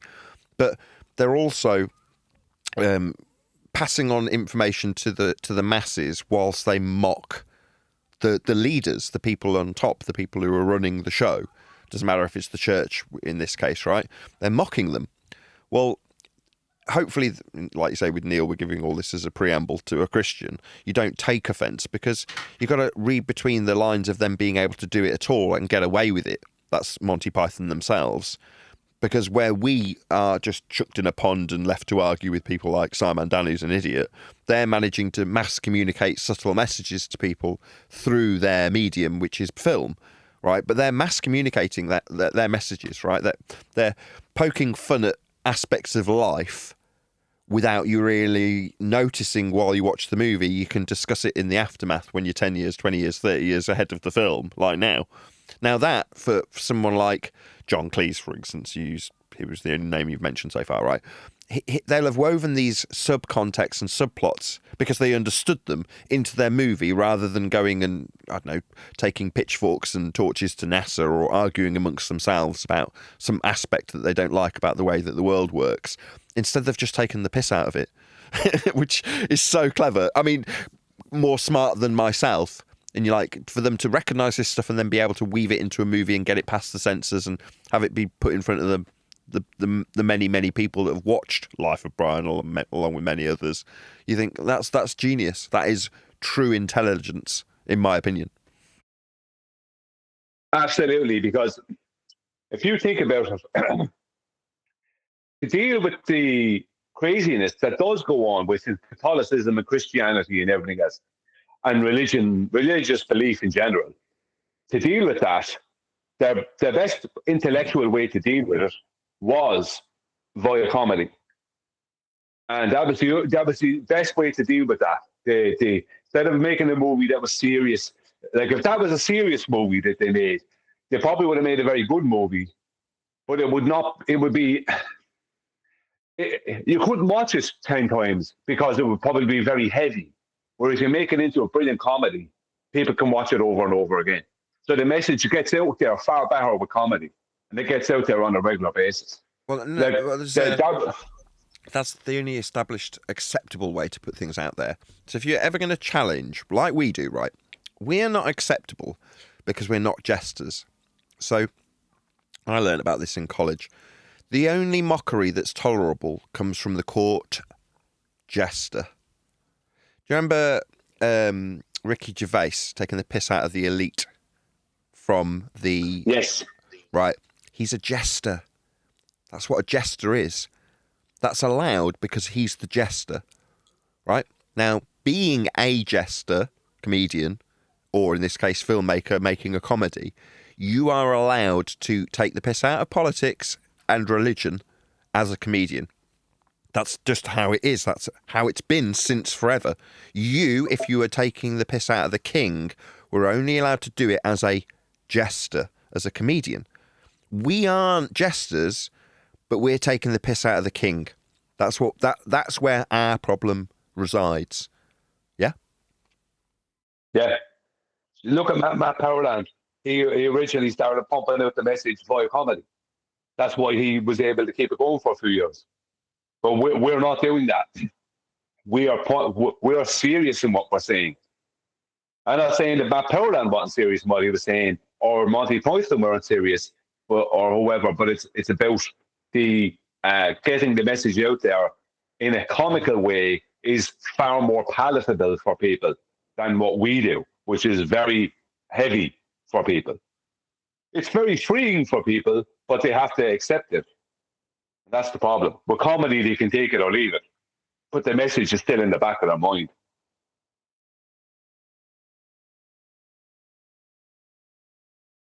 So we need to get funny. At a societal level, acceptance of the message only comes through that means. If you're challenging an established, whatever you want to call the church rhetoric, in this case, control structure, whatever metaphor you like for a matrix. And in this case, challenging a church rhetoric requires you be a jester. That's it. But that's why Father Ted was so successful. Because how do you deal with that amount of oppression from the Catholic Church and all the things they did here? Horrific things. How do you deal with that? You can't make a documentary about it that people are going to watch en masse. So you deal with it by making a comedy. And he destroyed the Catholic Church here. Destroyed them. Like, they hated him. They hated what's his name? The main actor, because he destroyed them. Like, they went from everyone being angry at them to just nobody taking them serious. Which is, if you think about it, like with situations that are going on at the moment in the world with Gaza and stuff, and politicians, all these people, the main thing they fear is to be not taken serious. You take someone like Bibi Netanyahu or Donald Trump or Keir Starmer, what they fear the most is not to be taken serious. They don't mind if you're angry at them, because at that point you're taking them serious. They're bothering you. You know what I mean? They're still having an effect. They're still important. But once they start losing their importance and people start seeing them as a joke or just don't take them serious at all, that is the killer for all power structures. And that's what happened to the Catholic Church here. And comedy does that. Comedy is the one, like, it's an unstoppable force. There's no counter force to comedy, is there? I don't know of any. I was going to say, there's a sovereign citizen listening, fist pump in the air right now, Brian. A sovereign citizen listening? Is that what you said? Yeah, people who supposedly take themselves out of society.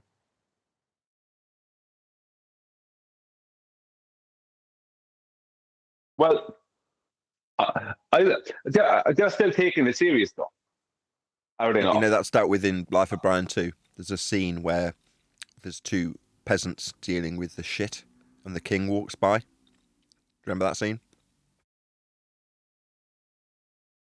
Remind me. Come see the violence inherent in the system. Help, help, I'm being oppressed. Oh, yeah. Help, help. I'm being oppressed. Well, what makes you the king? Well, I was anointed. What do you mean you're anointed? Well, the lady in the lake appointed me the king. Well, you can't just go around saying you're king because some watery bint said so. It's all dealt with in Life of Brian, I'm telling you. Oh, I think you're thinking of the Holy Grail. Monty Python and the Holy Grail. I think that's what that's for. Help, yeah, help. You're right. It's not Life of Brian at all. Yeah. It's Holy Grail. Totally different Monty Python movie. Help. I'm being oppressed. They all merge into one when you're on a lot of painkillers. Resolution to that, by the way. What was in need of resolution? Sorry? A resolution to the painkillers and the polycystitis you got going on there. It involves a sharp scalpel. When? I don't know. I'll find out after the bank holiday. There's no post for the last 3 days, so. Okay. All I had was the foresight to go and get strong painkillers before the bank holiday weekend. At the advice of the paramedics. They're like, you need to go and get painkillers. I was like, oh, well, yeah. And they're like, no. It's the bank holiday weekend. No, I didn't know. Like I don't keep tabs on things like bank holiday weekends. I'm going to round out the show shortly, actually, on that exact note. Hello, by the way. Hello. It's been a while. Indeedy. Might be a little bit longer too. Well, strictly no. That Might not means be. literally we're talking to each other right this second. So no, you're just wrong. Yeah. Before you go, so let's catch up. I guess we'll catch up live because you usually take off after the show's over. Probably no show tomorrow for me, and none Saturday. Fair enough. Wow. So, just wanted to let you know. Fair enough. It's most likely, so be flexible, but it's tending towards most likely not. Well, if you do, I might make an appearance just through wanting to be on shows. Can't but help keep my hand in. Is everything all right? Yeah. I mean, is everything all right? Why wouldn't it be? I don't know, Neil. Well, usually QE always has a show on Tuesday. I really missed last week's show. Yeah, I know you guys missed last week's show. I understand that. Did you not have a show last week? There was nothing last week. It's forced me to go to freaking Earth Awakenings. I mean, I really missed last week's show. I really missed it. So what else is going on? What else is new? No one answered my question. Now that I'm thinking about it. Why are you sending this? No, I asked a question in Ballbusters. Oh, looks like some people have been posting in there recently. So this was my question that no one answered. What in the world is going on with gyros? Did a retard pull something out of their arse and have used chase their tail? What's their retard claim? And then what's the support that they provided for said claim? Gyros drift and the data just vanishes. Is that Very it? good. Their claims were 180 degrees in opposition to each other.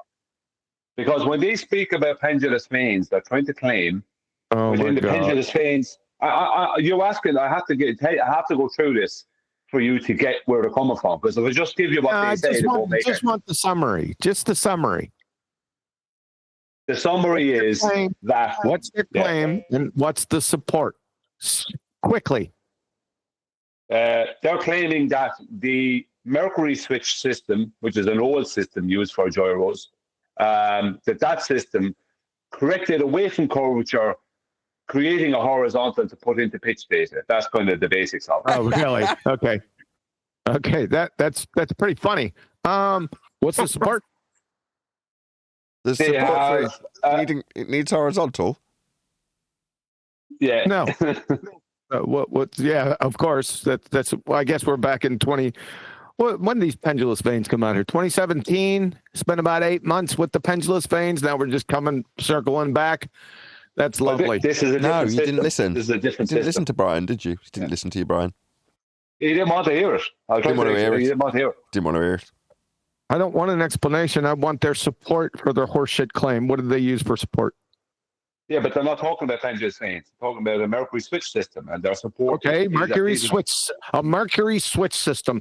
What's their support for their mercury? What is this? Yeah, I'm about to tell you. It's Special documentation from Sperry.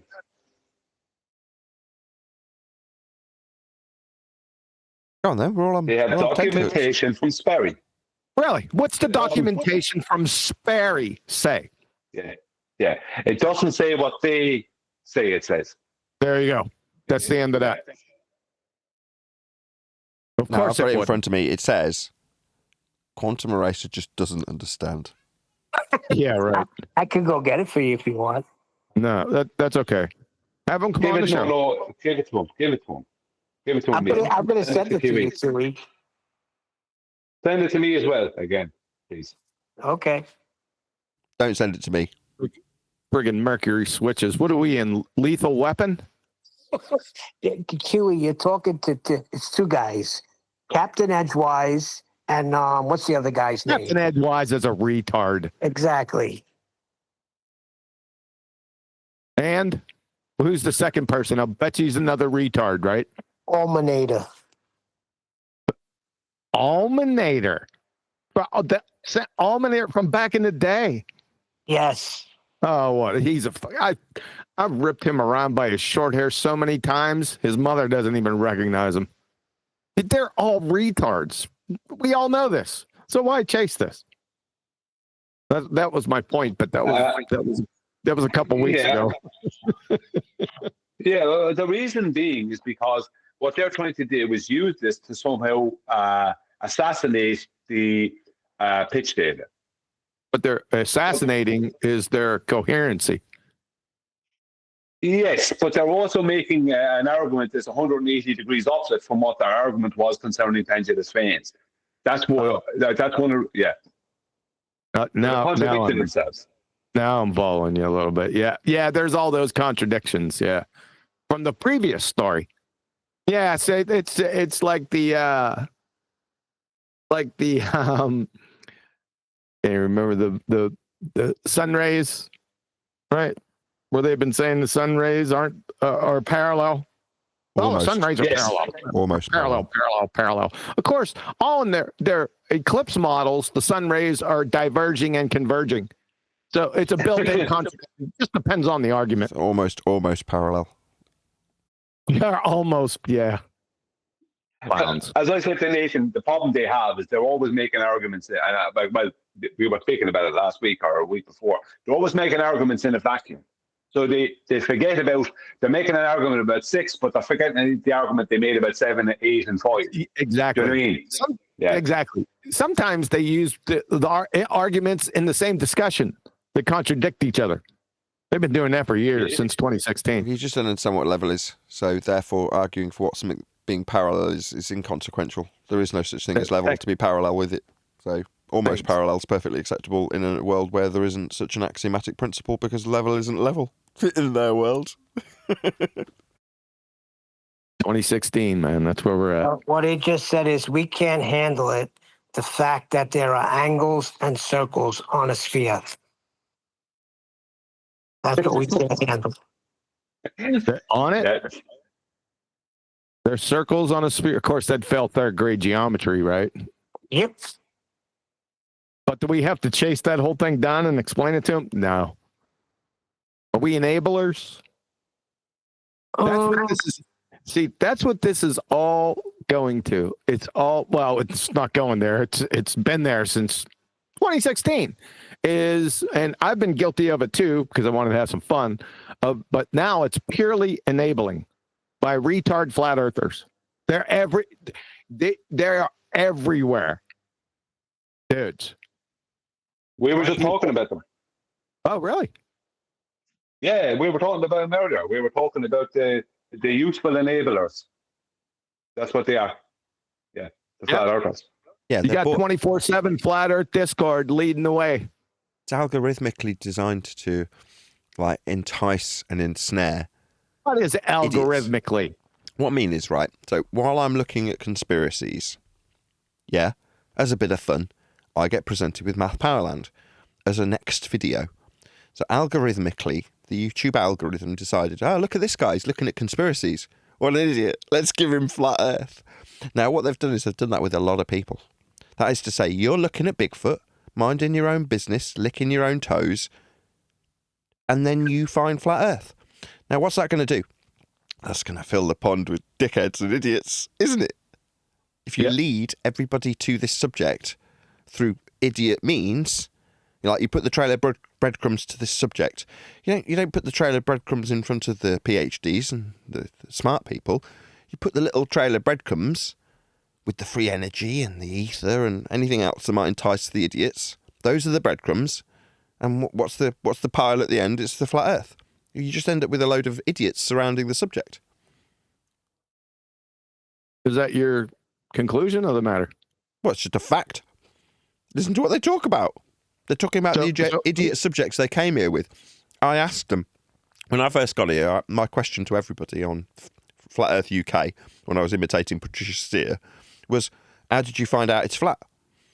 and they all had the same conspiratorial journey to talk about 9/11 with. They all did. Yeah, Really? all of them. Yeah, pretty much. Yeah. I'm part of the all. Did I have that? No. You know, there goes your all. What's the problem with stereotyping fallacies? Just stop using them. Yeah, but everyone get ready. You're gonna get overrun. I'm not gonna put up with that shit anymore. You're gonna get overrun by enablers, dude. They're gonna be the people that you thought that were squared away, had their act together. Look out. Telling you, look out. So QE has this name. Does this name ring a bell? Proto-Thad. Oh, that glue sniffing idiot monkey boy. And what am I supposed to do with the name? He's just popping back up again and saying that, listen to this real quick because it's going to make you laugh. Just go outside at night and measure the zenith transit of a navigation star as it passes overhead at your latitude. When it is directly overhead, you're at the star's GP. How many flat Earth references did he use? Yep. 4. Welcome to Flat Earth 3 times that I heard. And he's using the GP. Yeah. So he is referencing the Earth. Yep.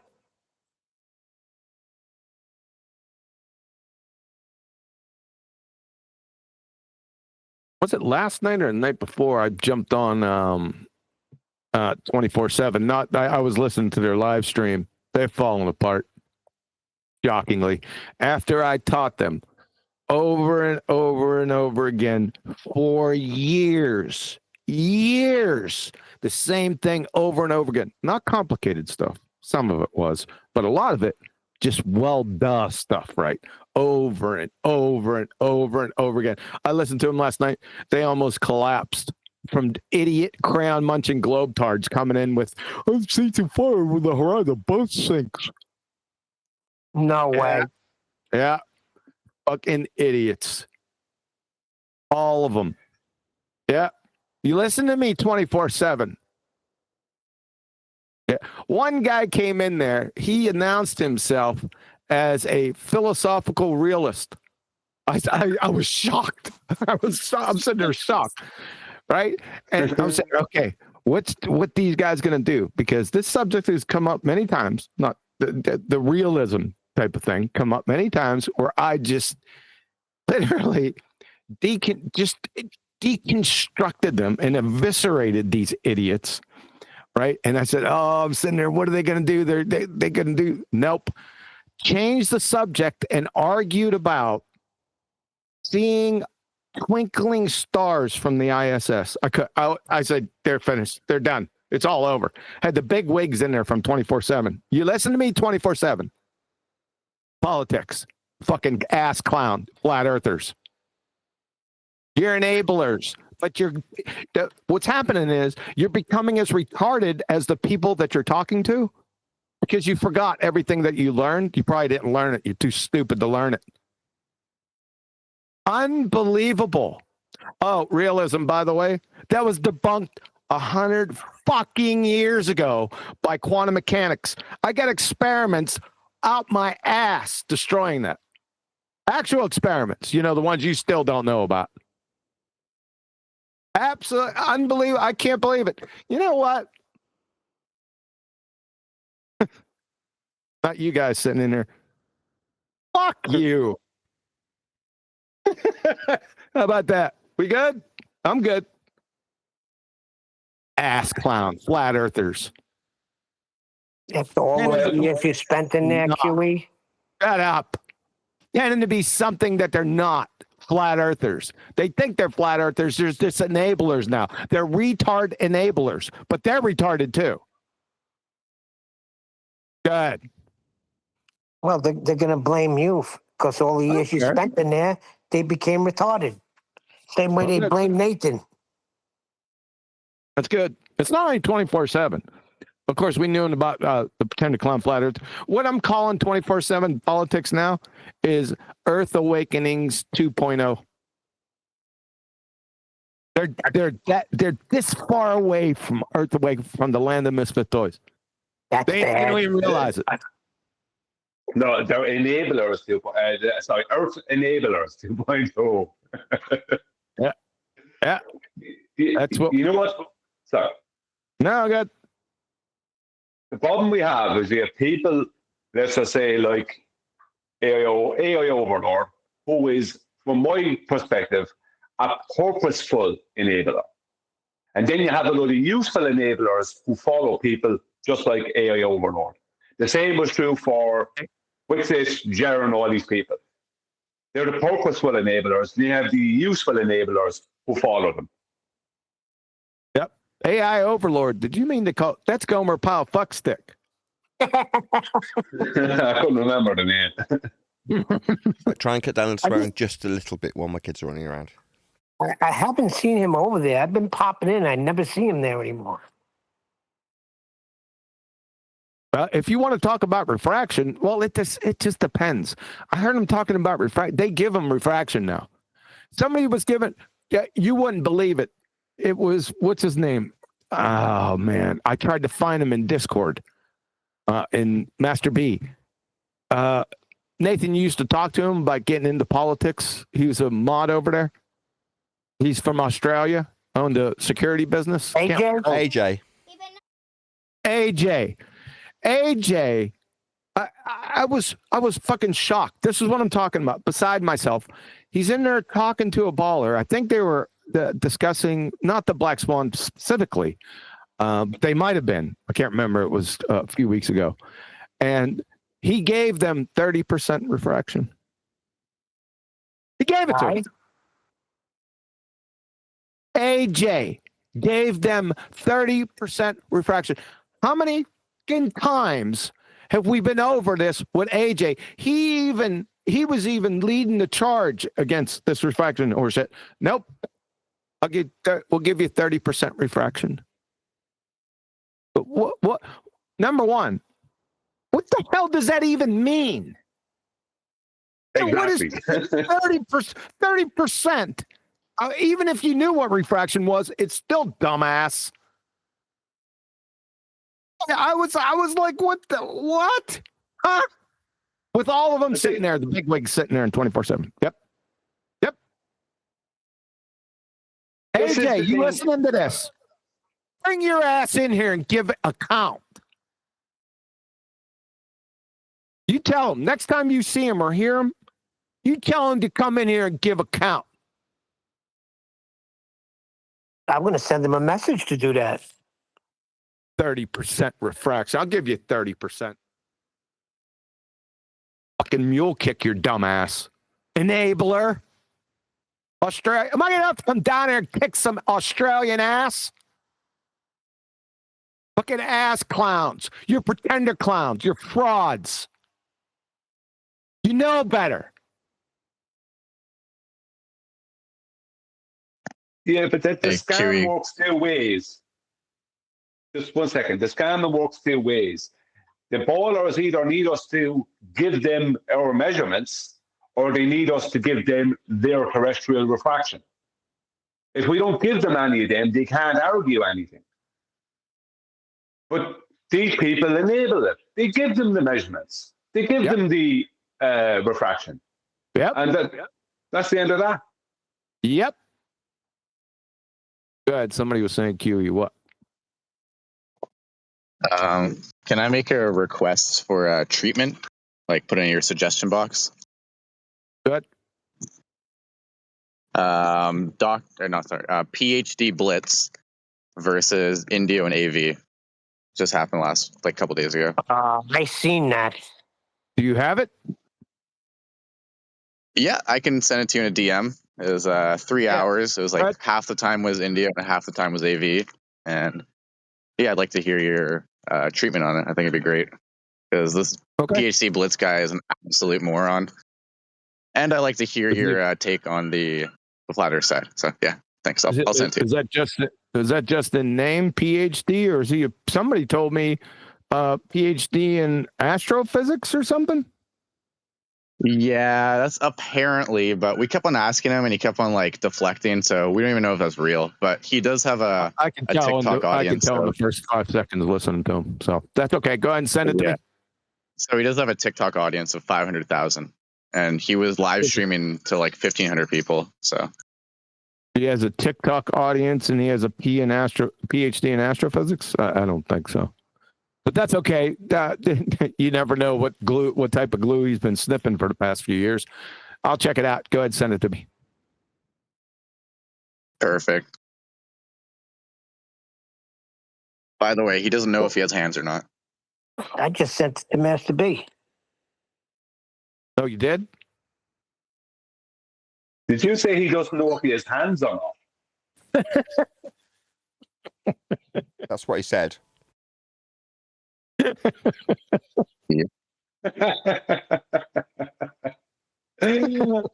And you cracked me up a minute ago. It's okay.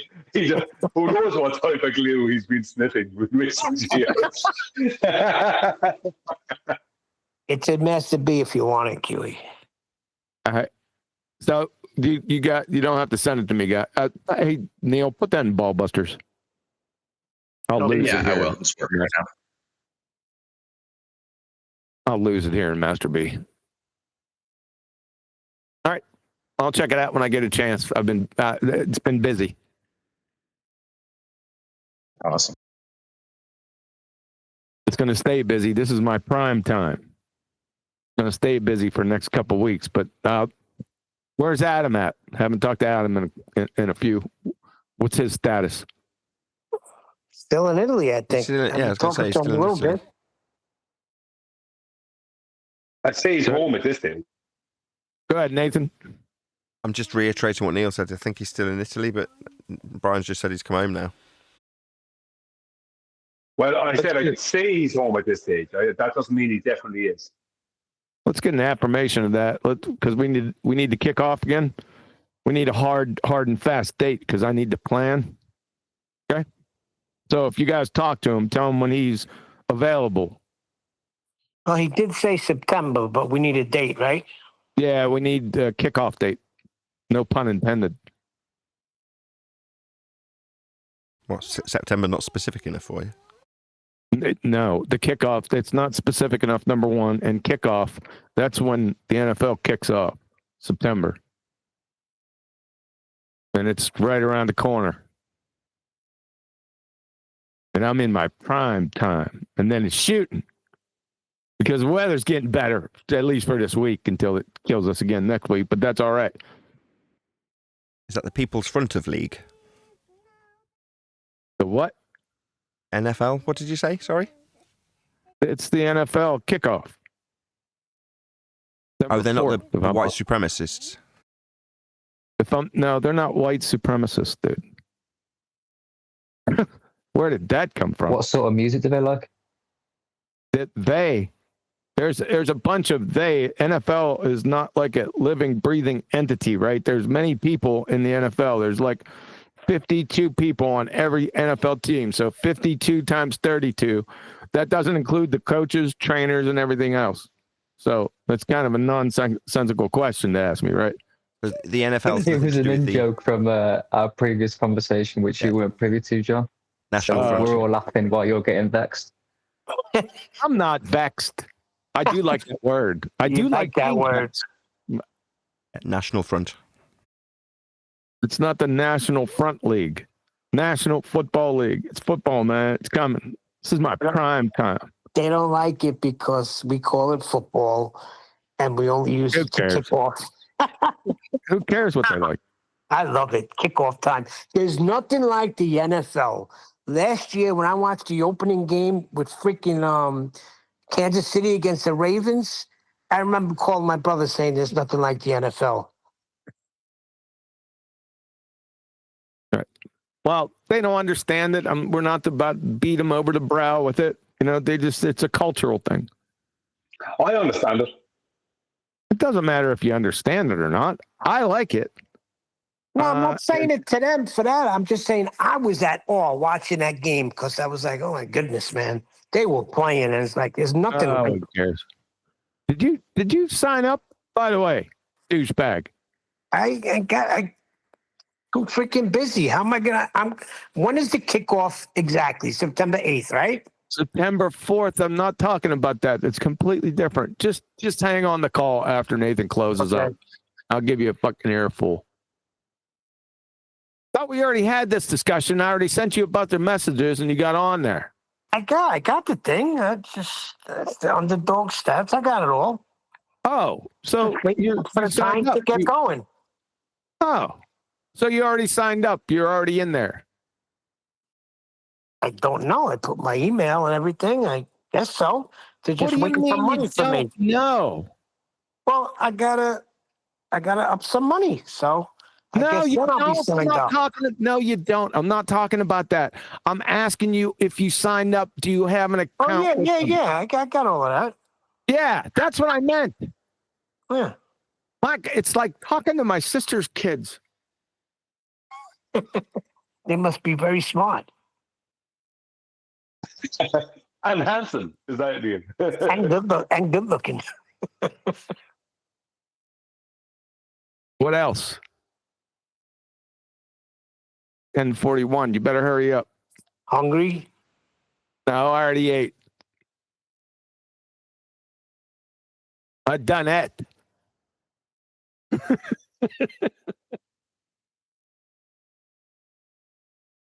Nathan's in pain. Did he pass out or something? No, I'm still here. Just take another painkiller if you're in pain. When's this going to occur?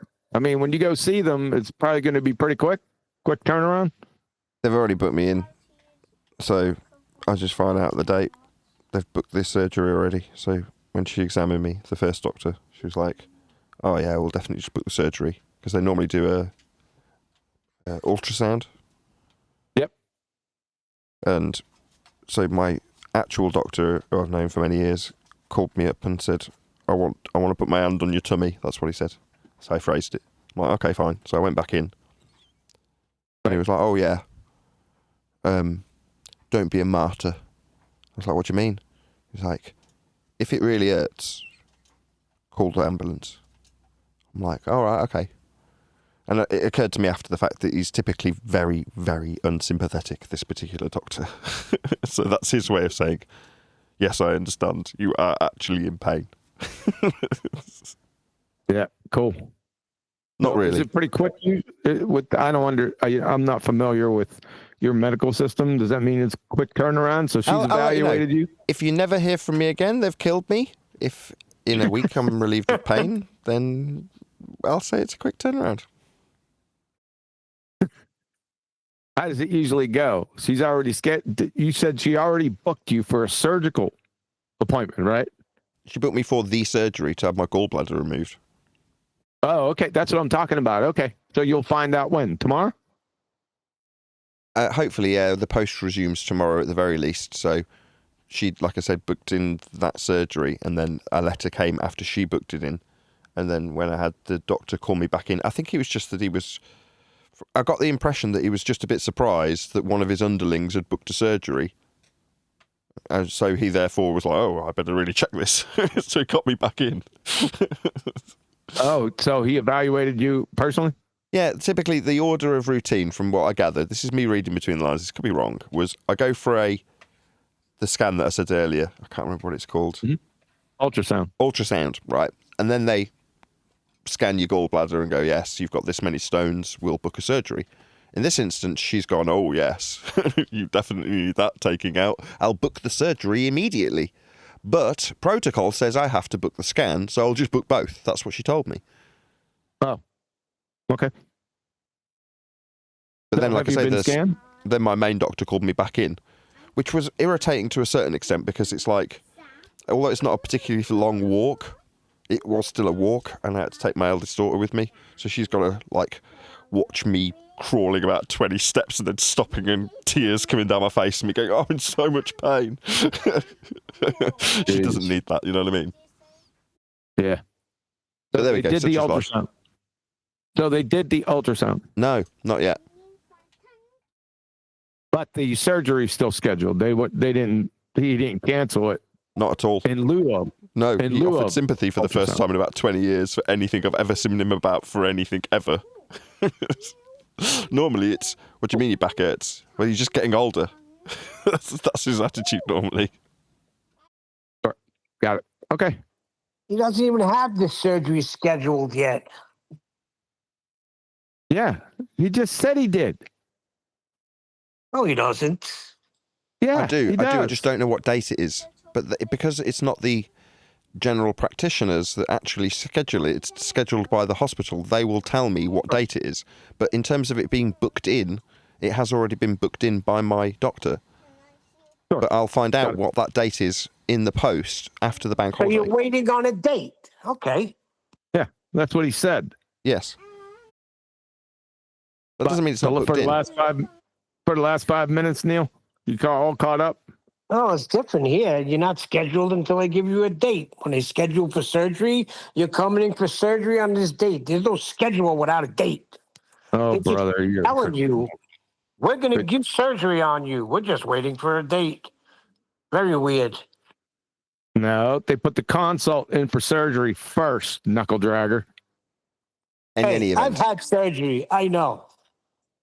all very. It's all In the fun. hospital for 12 friggin' years, you numpty dipshit. You worked at a hospital. Have you had surgery? Doxing himself. Yes, when I was friggin' 4 years old. Oh, that don't count. I've had surgery at 15, surgery in my 30s. I know what it takes to get surgery. You're basically a doctor, Neil.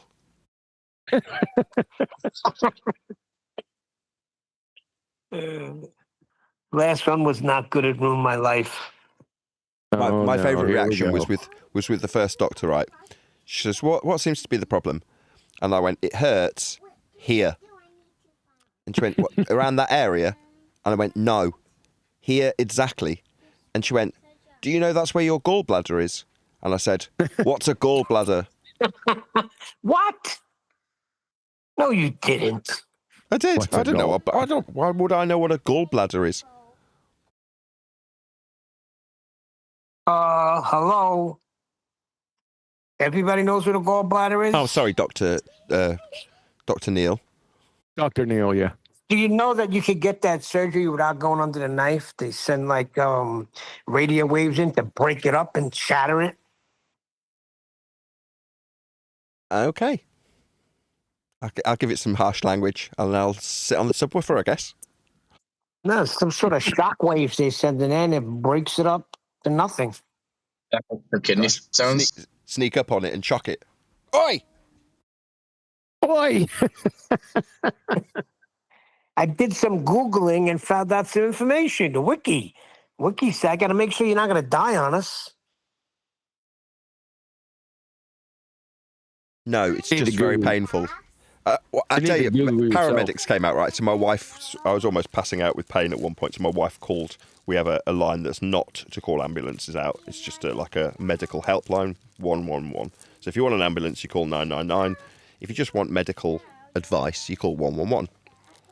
Or with me going, oh, and all white and sweaty and passing out, my wife calls this number. And they decide that it's worthy of calling out an ambulance. So an ambulance turns up with me in agony. And they strap all these things onto me, right? And after the fact, right, when the pain subsides, the woman, the one paramedic, hands me the meter. And she goes, see here? You see where your heart rate's really high? I'm like, I'm not concentrating on what she's saying, but I do remember it now after the fact. She's like, that's when you were in loads of pain. Right there, see it? She's showing me on the graph. She's like, that's where you were in agony. She could tell from the heart rate. I'm like, oh, thank you so much for telling me.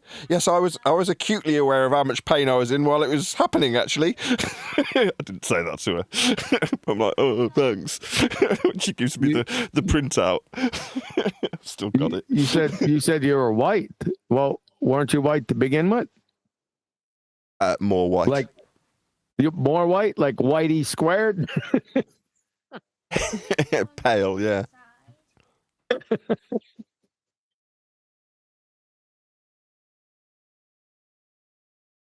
Is Brian white? Brian's white. I mean, I think he's ginger, is he not?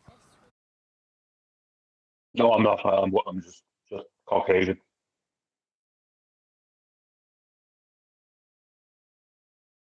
Somebody was talking about potatoes yesterday to me, and guess who I thought of? Flatsy. Dr. Neil.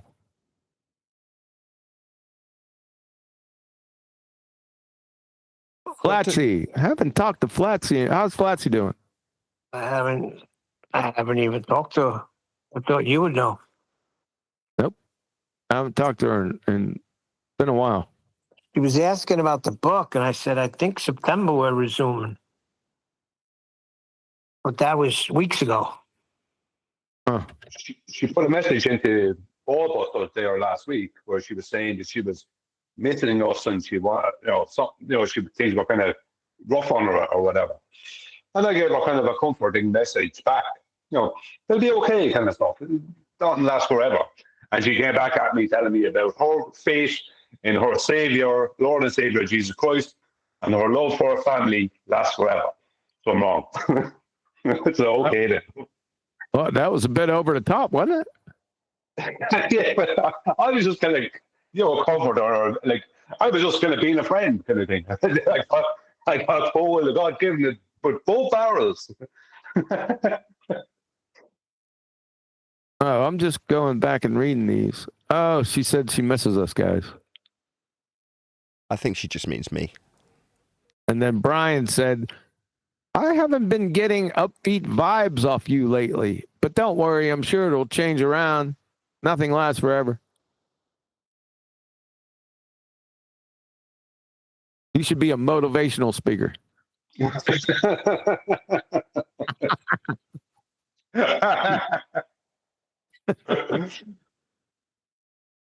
With the response I got, I just should have showed up and said nothing.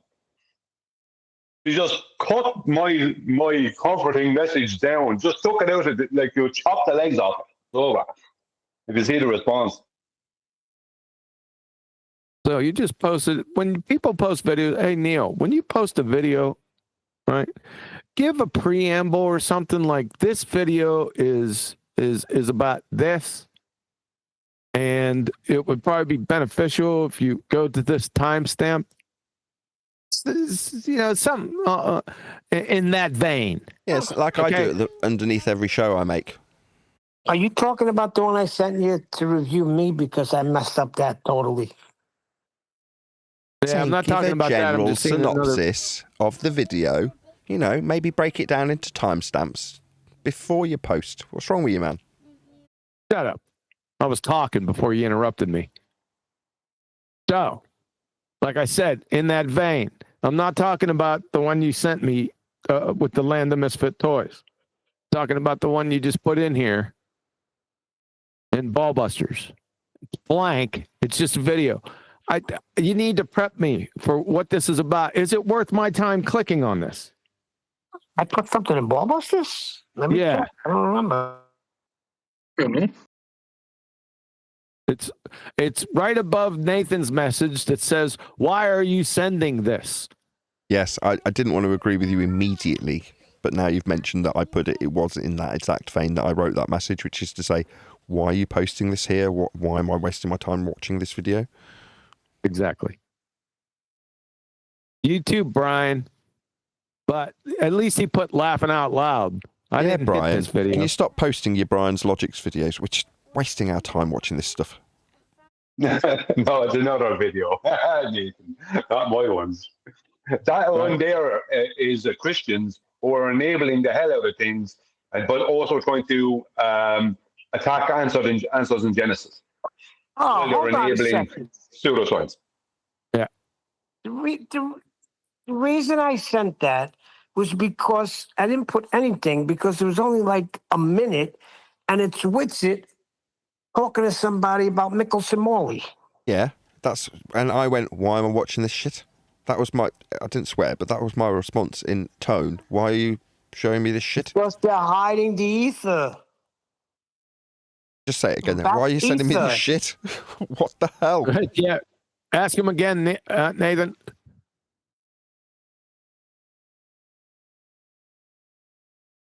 Ask him again. Why is he sending I did it twice already, but why are you sending it as that? I don't get it, Neil. For your time.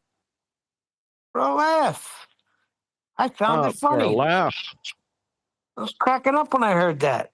It's been 3 years. Oh, nearly 4 years we dealt with that shit, Neil.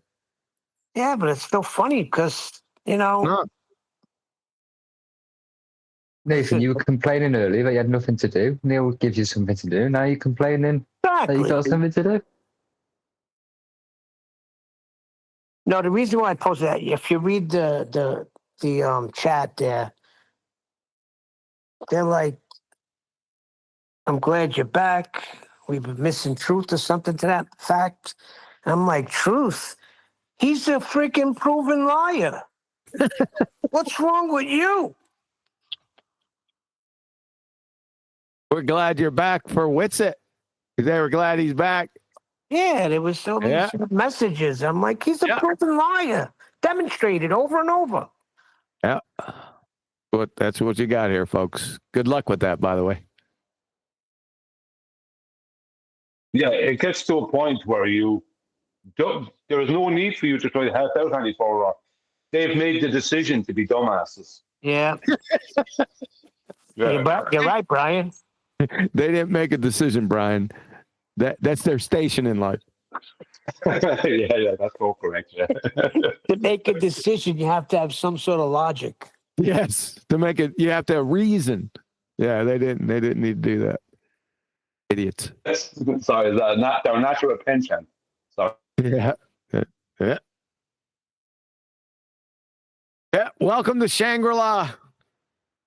Now, I never anticipated this, but now I knew that we were going to get inundated with pretender clown flat earthers. I knew that. I just didn't know the extent that it would affect the masses per se. And when I say masses of so-called flat earthers. These people are morons, man. They're dangerous. Very dangerous. Ignorance is very dangerous. Delusional pretender clowns are even more dangerous. Go ahead. No, it's just saying that Nathan's stance on them being basically conspirators. Like a lot of them are originally conspirators before they get to the subject. And that is a factor. Because what is a conspiracy? Something you never have to get to the bottom of. It's always like, well, we kind of know, isn't it? It's all that rubbish. Whereas this is not that this topic is not we kind of know, we can actually know. And that's not what they want. They want to keep it in a conspiratorial position and enable the conversation with the opposition, keeping the conversation going about an objective topic. You know, keeping it subjective, keeping an objective topic subjective. That's what they're at. It's ridiculous. Yeah. Number one, that's not a conspiracy. Conspiracy is a nefarious plan between two or more individuals. Number two. Oh, yeah. Sorry. Yeah, I know what you were saying. Yeah. I was listening back to 24. This just sent me from 24/7. One of the main guys over there will keep the names of the guilty out of it. And I knew when this guy brought up, of course, they only bring up, like their evidences are just one word or 2-word phrases, right? They said spectroscopy. And I said, oh boy, got the popcorn out, right? I'm saying, okay, how many times have I spoke on this subject? How many times, at least 3 times, I did an actual video presentation going from A to Z and not leaving out the 1, 2s, and 3s. How many times have I done this? Okay, let's see where they're at. Let me see how they handle this. And one of the first words or one of the first things that was said by one of the king mods over there was that spectroscopy. I'm shocked that he could even pronounce it, number one. And the baller, by the way, is theoretical physics. Huh? You didn't ask Celestial? The tip of the sword. Tip of the sword, brother. Up your ass.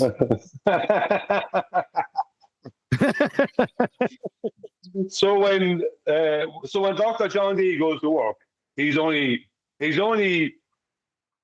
finding out the spectra of substances and whatever in theory.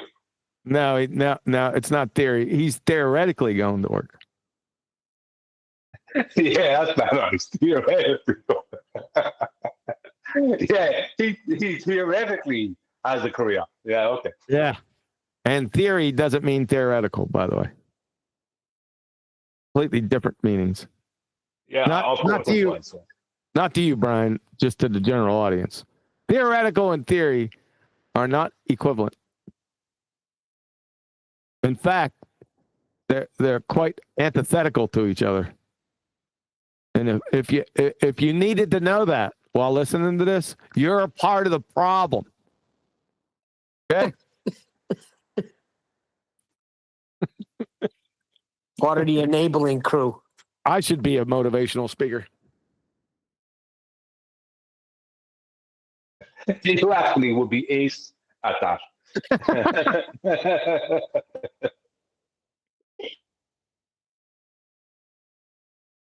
Nathan still with us, or did he pass out? I'm still here. It's just really noisy. My kids are in the room, that's all. All right.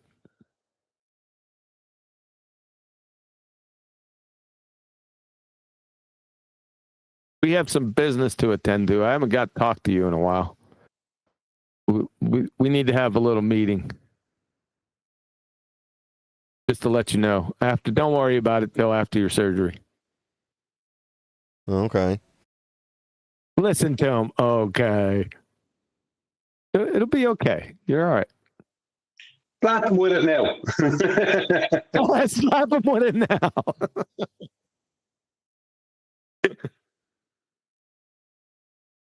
But we'll get to it. It's not a big deal. Don't get your panties in a bunch.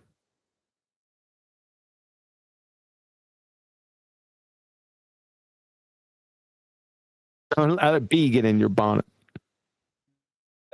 Just so you know, Nathan, that's an alpha move because he's giving the impression that you are wearing panties, which makes him the man and you not the man. And you not the man. So yes, I'm in. I have an account. Did you sign it under me?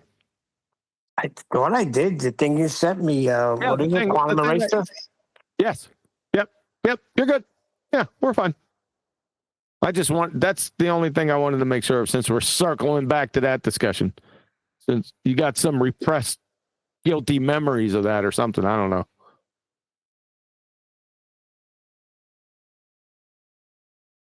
Well, like I sent you the message that I couldn't get past something, and I forgot what thing I wasn't doing something to move me forward. So I was like stuck on one spot, and I'm like, there's something wrong here. Outstanding. Thank you.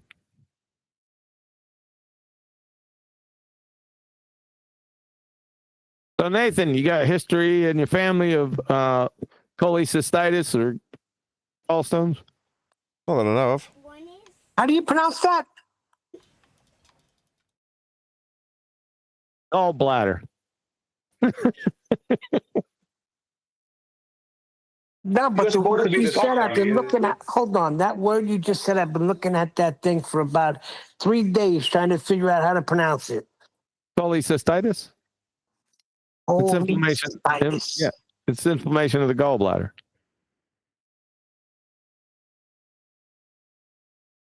Usually brought on by gallstones. So then this other word is cholecystectomy? Cholecystectomy. Cholecystectomy. Okay. Cholecystectomy. Cystectomy. Yeah, that's when they yank that sumbitch up. You hear that, Nathan? They yank it right out of you. Sounds great. Yeah, but most of the time they don't have to do that with gallstones. There's a few different procedures that they could do. They don't have to take your gallbladder out. That's like archaic. Oh, okay. These days. Jolly good. Did she tell you? Did she give you any information on it? Not really. What are you in a third world or something? He's going to have one of those blind experiments happening. Oh yeah, it's going to be a double-blind surgery experiment. I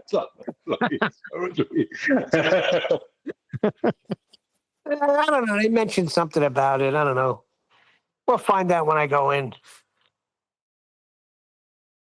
It'll be donated to someone fresh off the banana boat. Yeah. Hey, you got the wrong guy, man. I don't come from no banana boat. I'm surprised the dentist and doctor's not in here giving you advice. Where's Adam when you need him? Vacation. Shuts it all down. I thought I heard him on the show the other day. He kind of pops in, right? He did come when Nathan was doing his shows, yeah. Yeah, that's what I'm talking about. Just yes. That would have been okay. Is he aware of your plight, Nathan? No, I don't think so. What, the bullying from Simon Dan?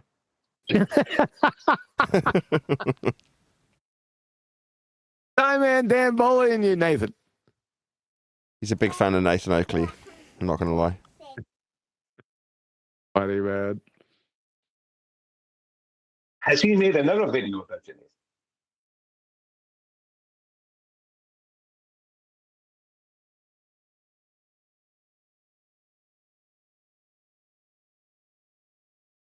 Nathan?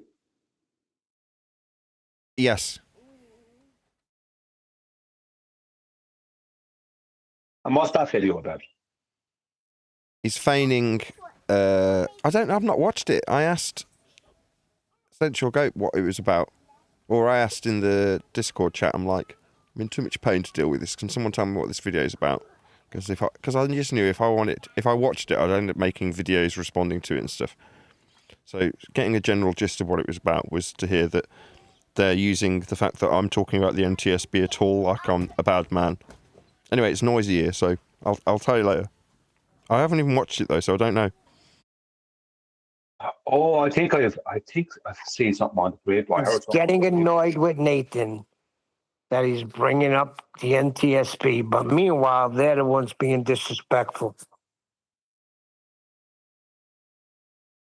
Yeah. Like make him believe he is, you know?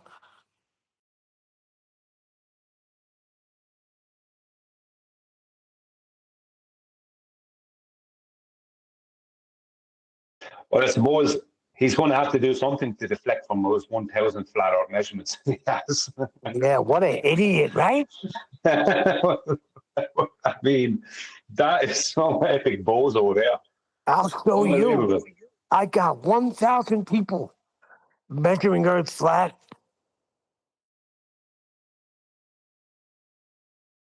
The thing about Simon Dan is he's after reaching the point where he has to lie.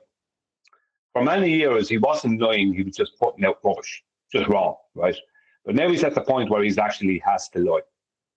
And he did that recently. He took that up that mantle in recent times.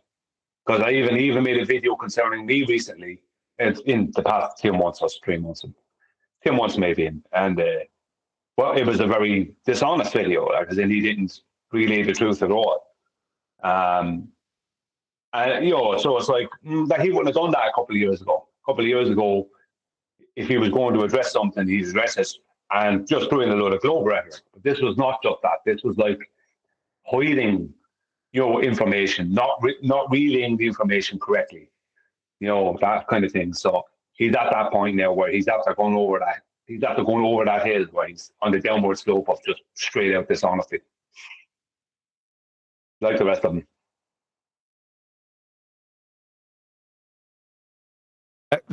He's scary. He's not only, like a pitiful retard himself.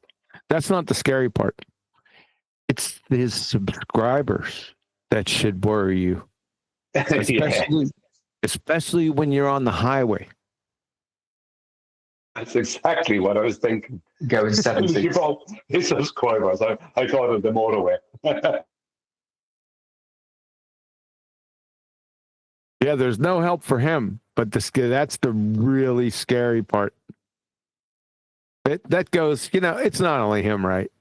I mean, I don't think I've heard a single coherent, supported, well thought out argument. I thought you were going to say sentence. That too. That fits better. To be honest with you, I don't think I have. Since I've been out here since 2016, not a single one. Can you tell me, have you run into a somewhat intelligent anti-flat earther? Anyone? No. Globers, yes. Anti-flat earthers, no. Well, I used your trick the other day. I asked for scientific evidence of a globe, and somebody jumped and said, yeah, Eratosthenes. Point proven. Yeah, he said measurements is science. If you do a measurement, you're doing science. I'm glad that I don't do that anymore. I'm not going to respond anymore. Yeah, well, I was having fun. It was a dead week last week. Like nobody decided to do shows. So Brian says to me, Neil, what are you doing in Discord? I said, I'm losing my mind. I got nothing to do here. Got to practice.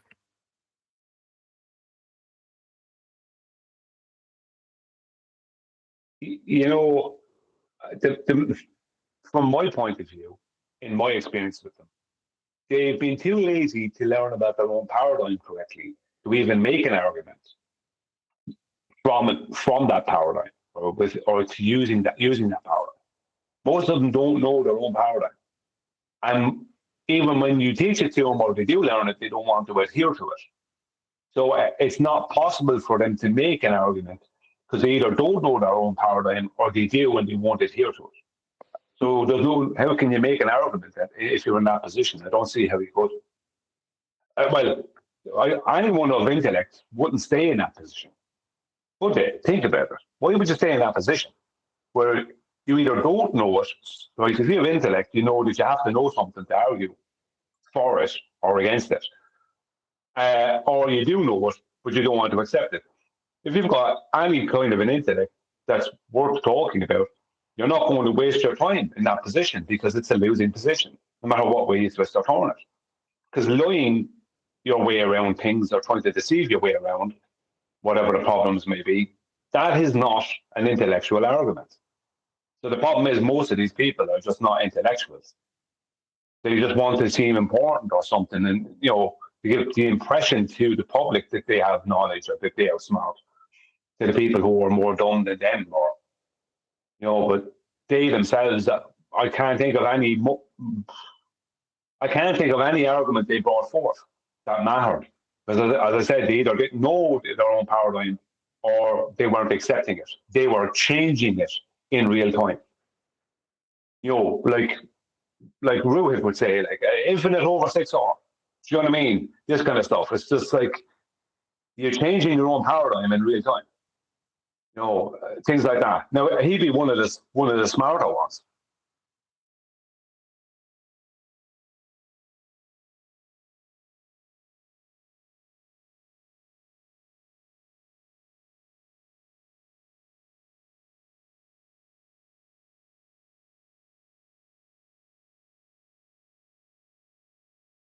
I'm sure that did not see my video, Kiwi, my recent video, where I'm pointing out that within their paradigm, right, they're claiming basically less than 8,000 mile wide diameter to their globe, and they're claiming a sun that's over 860,000 miles in diameter.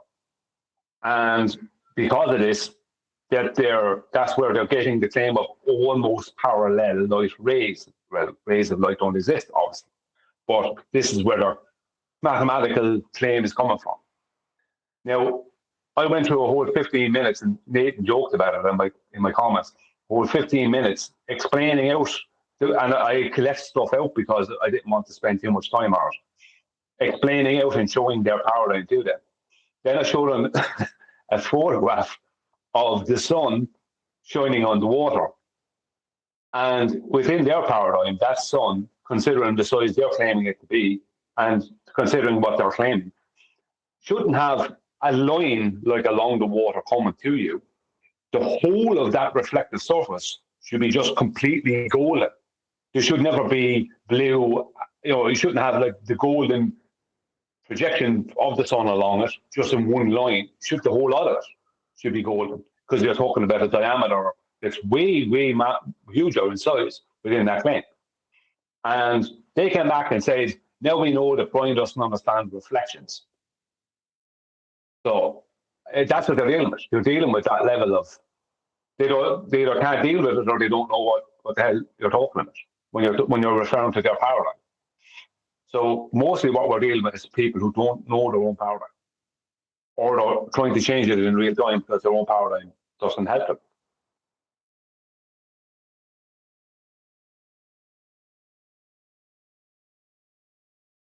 Thank you. You're welcome. Sounds a lot like they're making it about Brian.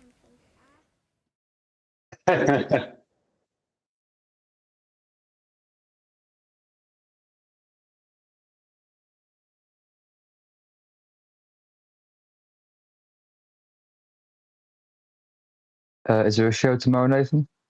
I'll see how I feel. I don't know, to be honest. All right, pal. Best of luck with your recovery. And if not, I'll see you later in the week. What the hell? We chop liver over here? It's just you? Just Nathan?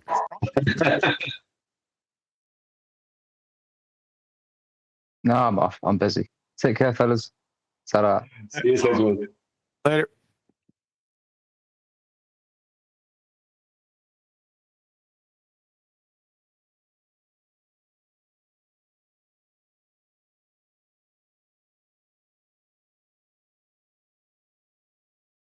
In a quandary. Where is Meekin? Sorry. In a quandary. Tootin or Ferguson? Ferguson sounds like the most honest.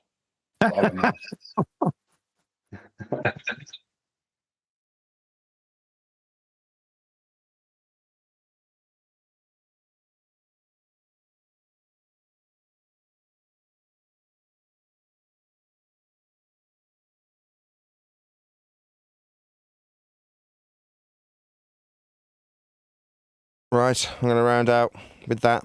Another huge, massive, enormous thank you to both Discord and G Plus panels for making today's after show possible. Excuse me. And of course, a massive thank you to all of you for liking, commenting, sharing, subscribing, joining as a Nathan Oakley 1980 channel member, and all that good stuff. I've been Nathan Oakley, and I will see you all in the next video.